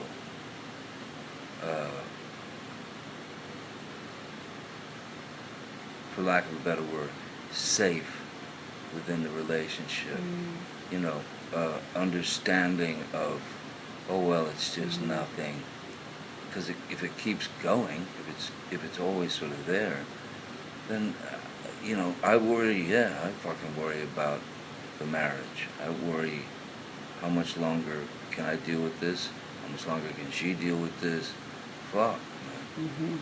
So I've had the same trust issues. I've had the same disappointments. I've had the same, you know, maybe not to the degree you have. I'm assuming so. But yeah, man, when you start fucking honking, you know what I mean? It's help me, call it out, call me out on it, and help me. I will help try. Me, because I might not even realize I'm doing it, but you've got to help me. But it can't be an excuse to leave. I will try to help you.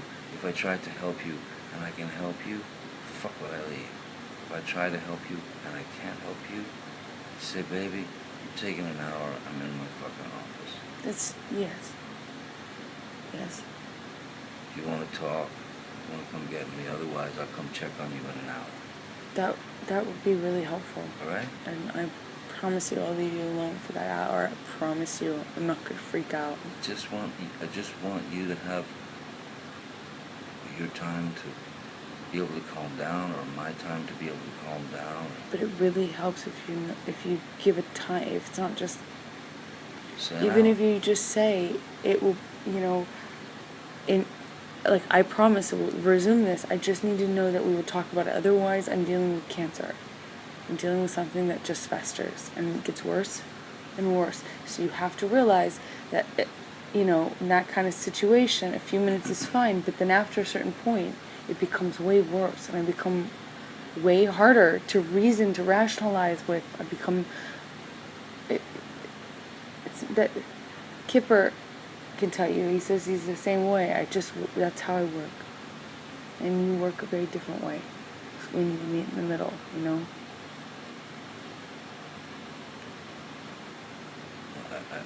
Yeah. I do understand that. I mean, I do understand all that.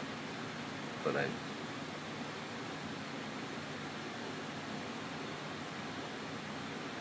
I also want you to understand that,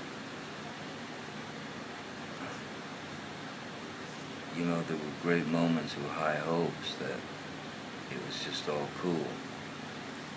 And then, you know, whatever happens, this happens, that happens, fucking, we have a spat or a fight or a fucking blowout. I just want you to know that the way you're feeling about being unsure of us, of the marriage, of this, of whether you can trust me to be this, or whether you can, you know, or whether I can do the same. I feel very much the same. At least you have the added luxury that you take for granted. No offense, you do. That you have the added luxury of knowing that I'm there and that I mean it forever, and that because I show up. I'm knocking. I'm the one who asks to calm down. I'm the one that comes to get you on the plane. I'm the one that comes and knocks at the bathroom door. I'm the one that comes into the house that you've run away to. I'm the one that comes to you and says, oh, this isn't worth it. Let's fight for this marriage, or whatever. You have an added luxury that you just are taking for granted in such a big way that you don't know how much that means. If I ran from you the way I used to before the marriage, would not be together. When I used to run away, when you would, whatever, when I felt like it was justified, how many times we almost break up? How terrible was that? How terrible was it for you? We would not be together if I did that. And you take for granted that I show up and that I fight for us and that I am the one to come over. I'm the one that comes out into the hall. I am the one. I have a hothead just like you, but what a luxury you have. If you take that for granted, what a luxury. I'd do anything to have that feeling. At least in the back of my mind, I'd know that you had showed up, that you fought for me, that you cared enough to... Here's what you're missing in that little, paragraph. What you're missing is, you're the one who comes and gets me. You're the one who comes and says you're sorry. You're the one that comes and tries to calm me down. You're the one... But why am I riled up? We're both riled up. No. It's not like every time I've done something to you in a vacuum, baby. That's what you don't get. I don't doubt you're riled up. But I'm riled up too. And I said this to you on the couch. I've said this to you before. We both have... It's subjective. You have your reasons. I have my reasons. For every action, there is something that caused it. And I have the same thing. I'm mad in the same way. What caused it could be so irrational and so far-fetched and so minute. That's what I say to you every time that you want to have a big fight. Every time I go, this could be something small. Why wasn't this just an argument? Baby, why wasn't this just an argument? Yes, so you're right. Sometimes it could be very small. Sometimes it's not. Either way, it doesn't negate what I'm saying to you. What a gift. Like, I would do anything to trade places with you. You talk about insecurity in the relationship and trust. But you talk about trust. But you talk about trust and, like, you feel the same way. You don't feel this. You couldn't. Because the difference is, you at least have the knowledge in the back of your head that you can fall back on, that I showed up, that I fought for you, that I checked on you, that I came to get you, that I said I love you, that I saved the marriage. If it were up to you and I treated you the way you treated me, we would not be together. Let's face it, it's because I fucking fight for this. It's because I come over. And last time I didn't, which is what I should always do. And I'm learning my fucking lesson. It's just, when you walk, fucking let you walk. And that time, I can't tell you how done I was. It was like this time in Toronto. I was looking for apartments. I was preparing to tell my parents. I was done. And you called me and you were like, well, I'm about to go out of town or whatever, and it ended up like that, whatever.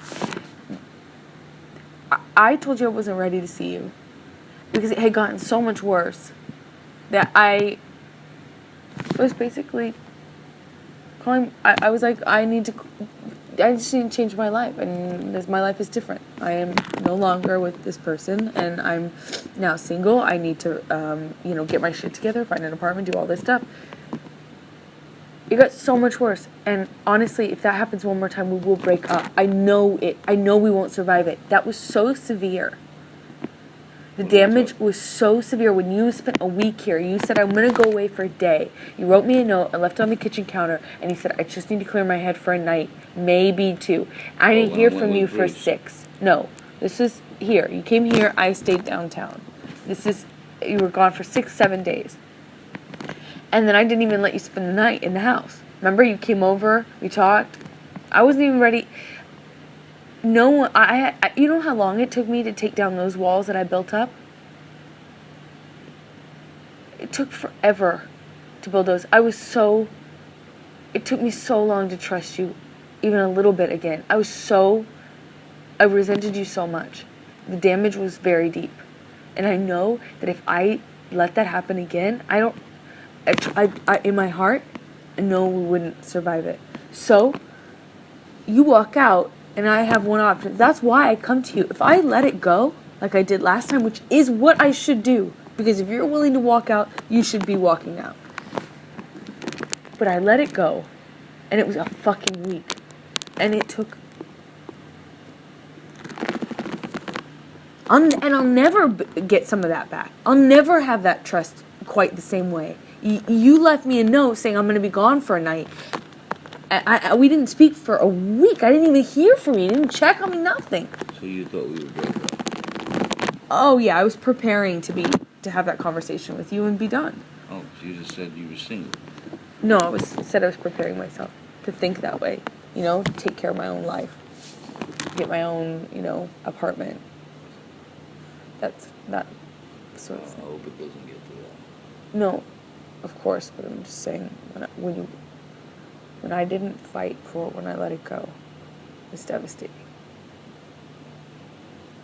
Devastating on my heart, on my soul, on the trust. I can't do it again. You probably wouldn't want me to do it again. At least you have in the back of your mind that I come and I show up and I fight. I come. I don't have that. I don't take that for granted, by the way. I don't always know that you'll come. I don't always know that you'll be knocking. I don't always know that you want to talk.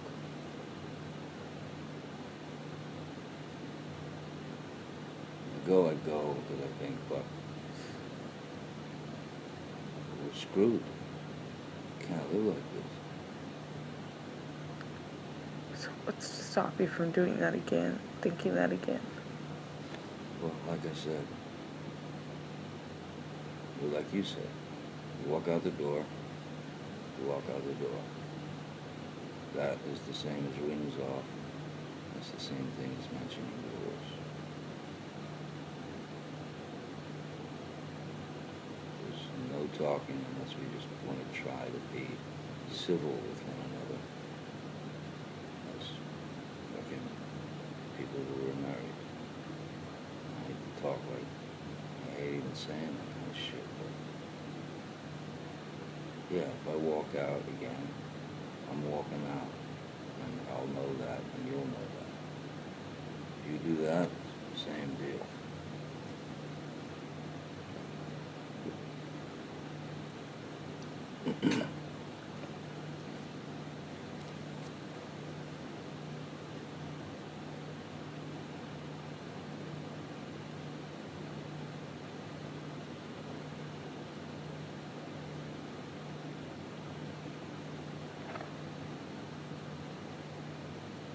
Okay.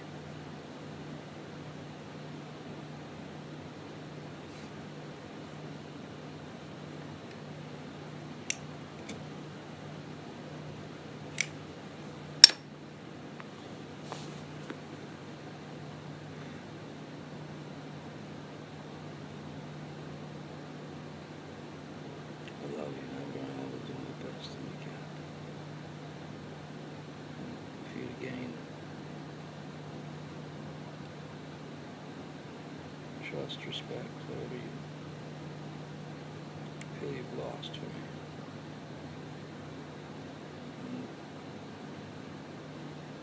I hope you can too. As we, huh? I hope you can too. And I hope you can make the changes that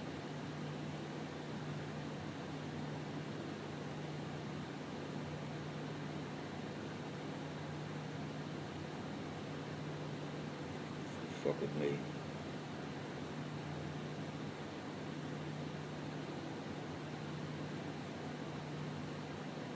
And if we want to do it, we'll do it. Ultimately, if we don't want to do it, we know the result.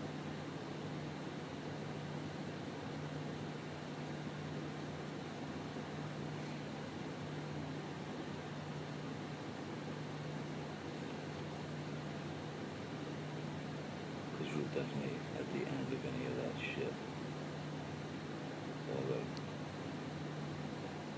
anger at each other, we're definitely at the end of that kind of shit. You know what I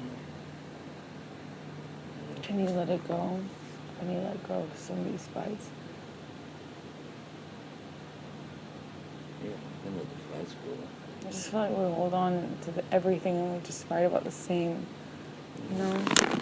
My mom said, I don't think either of us are forgiving each other. Well, I don't think we can forgive each other this quickly. I think I'm not saying that. with time, it'll you know, lessen. But everything that I said, you know, is not you're not going to be able to unhear it. And the same with me. You won't be able to unhear it. And they are horribly thought-provoking, but just got to write it off, you know, and get past it. If I didn't want to be with you, I wouldn't be with you. If you didn't want to be with me, you wouldn't be with me. And that's really what it boiled down to. So if we want to be together, let's do our best to fix what's broken within the machine. Within our the machine that is us.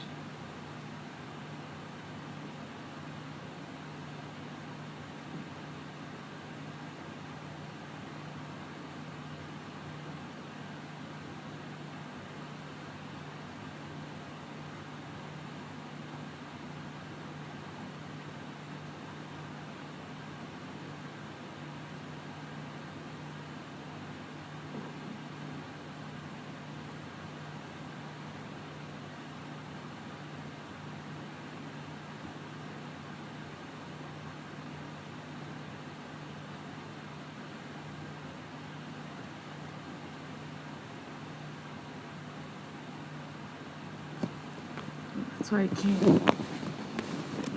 That's why I came. I'm still married to you.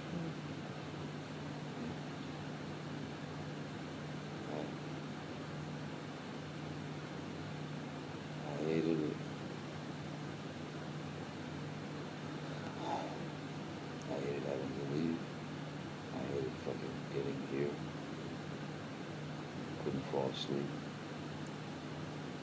Fucking ambient and a half finally.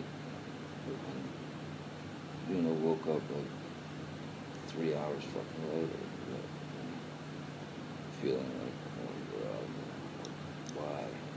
Fucking why?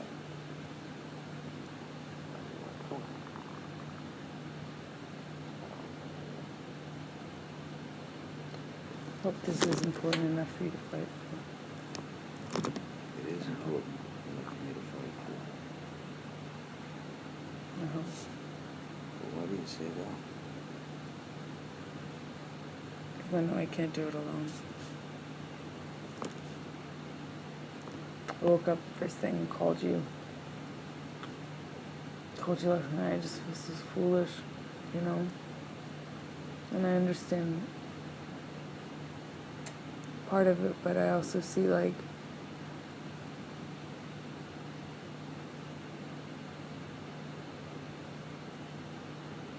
you know I love you.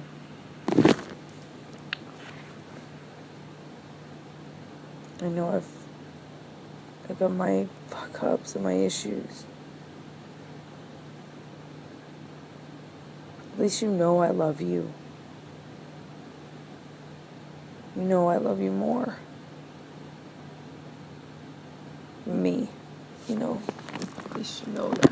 You do know that. That I love you more than me. That I love you more than yourself? Yeah. You don't debase yourself and embarrass yourself like that for you.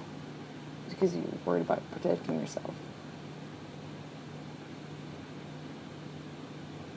I don't think you debased yourself in any way. I think it's very brave.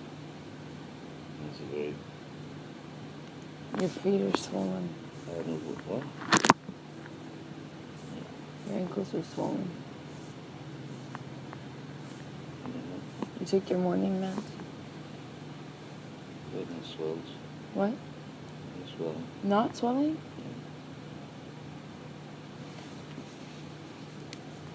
No, it's fucking... Oh, it must just be the way the sock like a looks. muscle or I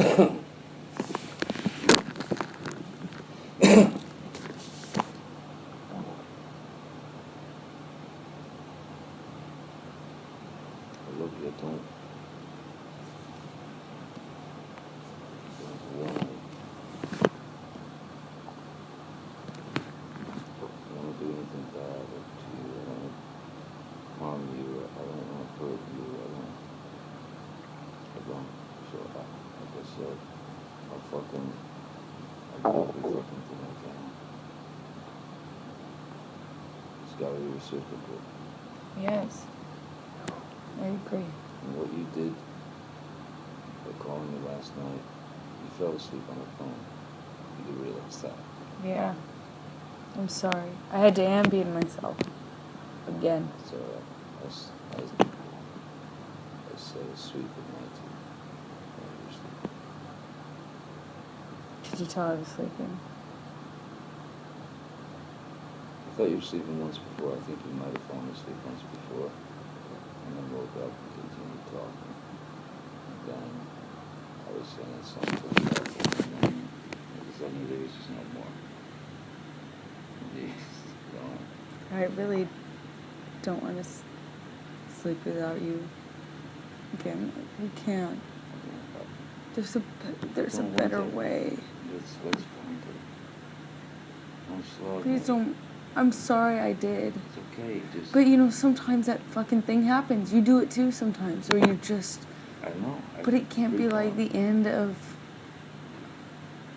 Our marriage is bigger than that, obviously. We don't need to... I agree. I agree, but... I hope we don't. I hope we don't.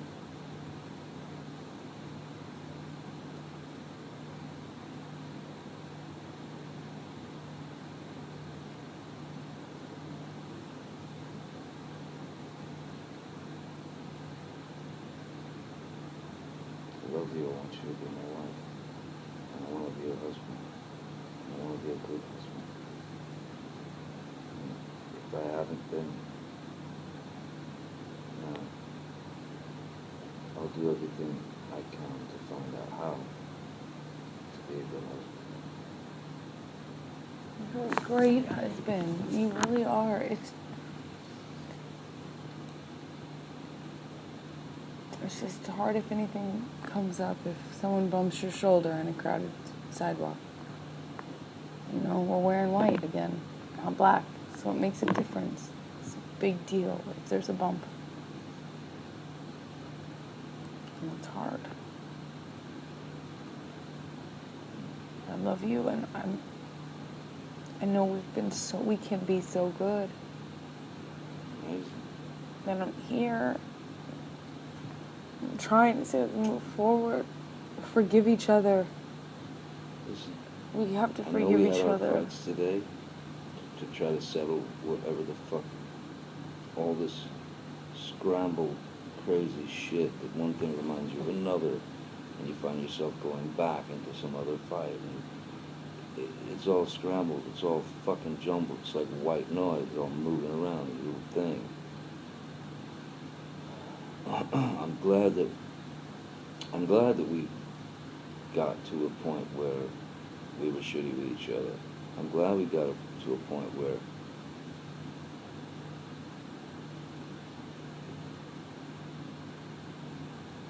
we didn't fucking know how this was gonna end.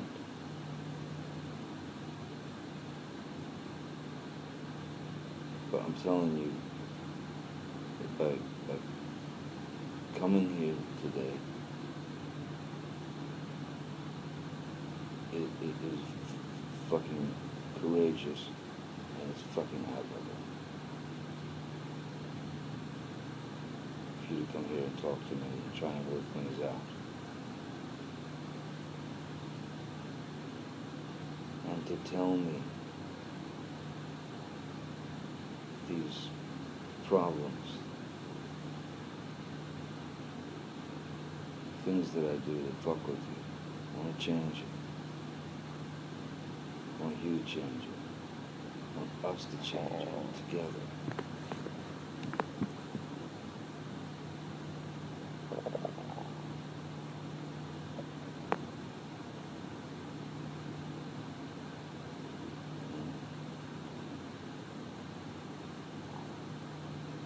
Thank you for sitting through and actually having a conversation with me. I did not expect that. But I'm really proud of you for not running away, or walking away, or what. I'm proud of you for that. It means that we can actually hash out these things. Some things have to be said, and maybe left. And maybe left. Left behind. You know, we'll never forget a lot of things, but we can forgive. We really do need to. We need to we really need to. My mom is right. There's absolutely, it's just adding weight that we're just carrying around those stones. My mom is right. I know she is. She is right.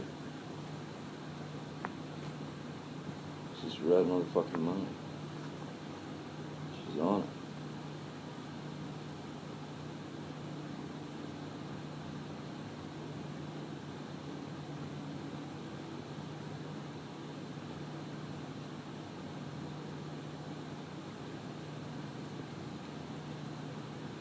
We can make it if we want to.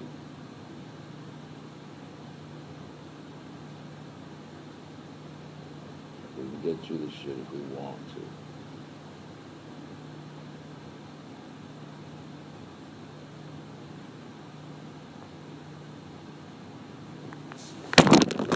Sure. Right now. You know I'm not. I love you. I love you, and I just needed I needed the security again. I needed to have something to hold on to, or else why? Tell me shit. Just tell me before it becomes something you've held inside for so long that it has to just explode. I understand. Tell me, and I'll tell you the same. And then, once we can fucking get the shit out without it being some used drama, or even if it is a used drama, once we can get the shit out, recognize it, and like you said, fucking it's gone. Chuck it. Doesn't work. That method does not work. Bam, it's gone. Next.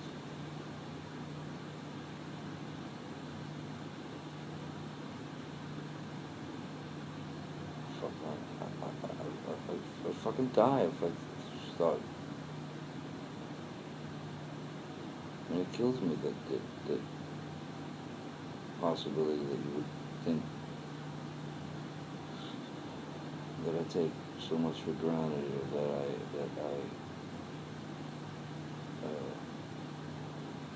I'm untrustworthy, or bad husband. No, Or, I didn't say you were untrustworthy. no, I'm just saying it's. And it's I the- said what I needed to say. I'm not gonna. You know, I won't. I'm not, I'm not asking you to elaborate on anything I'm saying. Okay.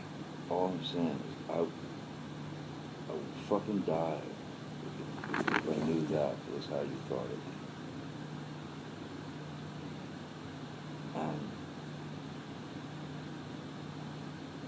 And now I know what I know.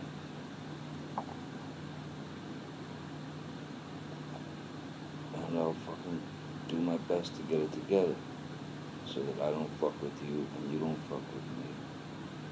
And we're a couple again and we're friends again.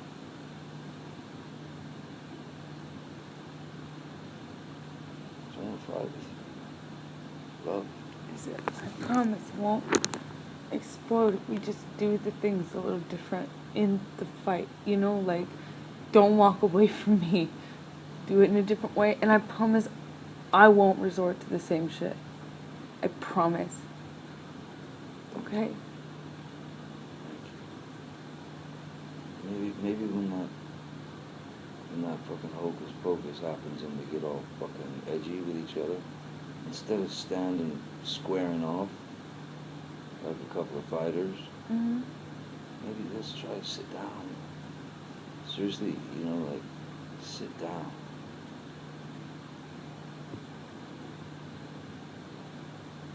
Even if we say, hey, listen, we're fighting like bastards, let's sit down and have a glass of wine and talk through this.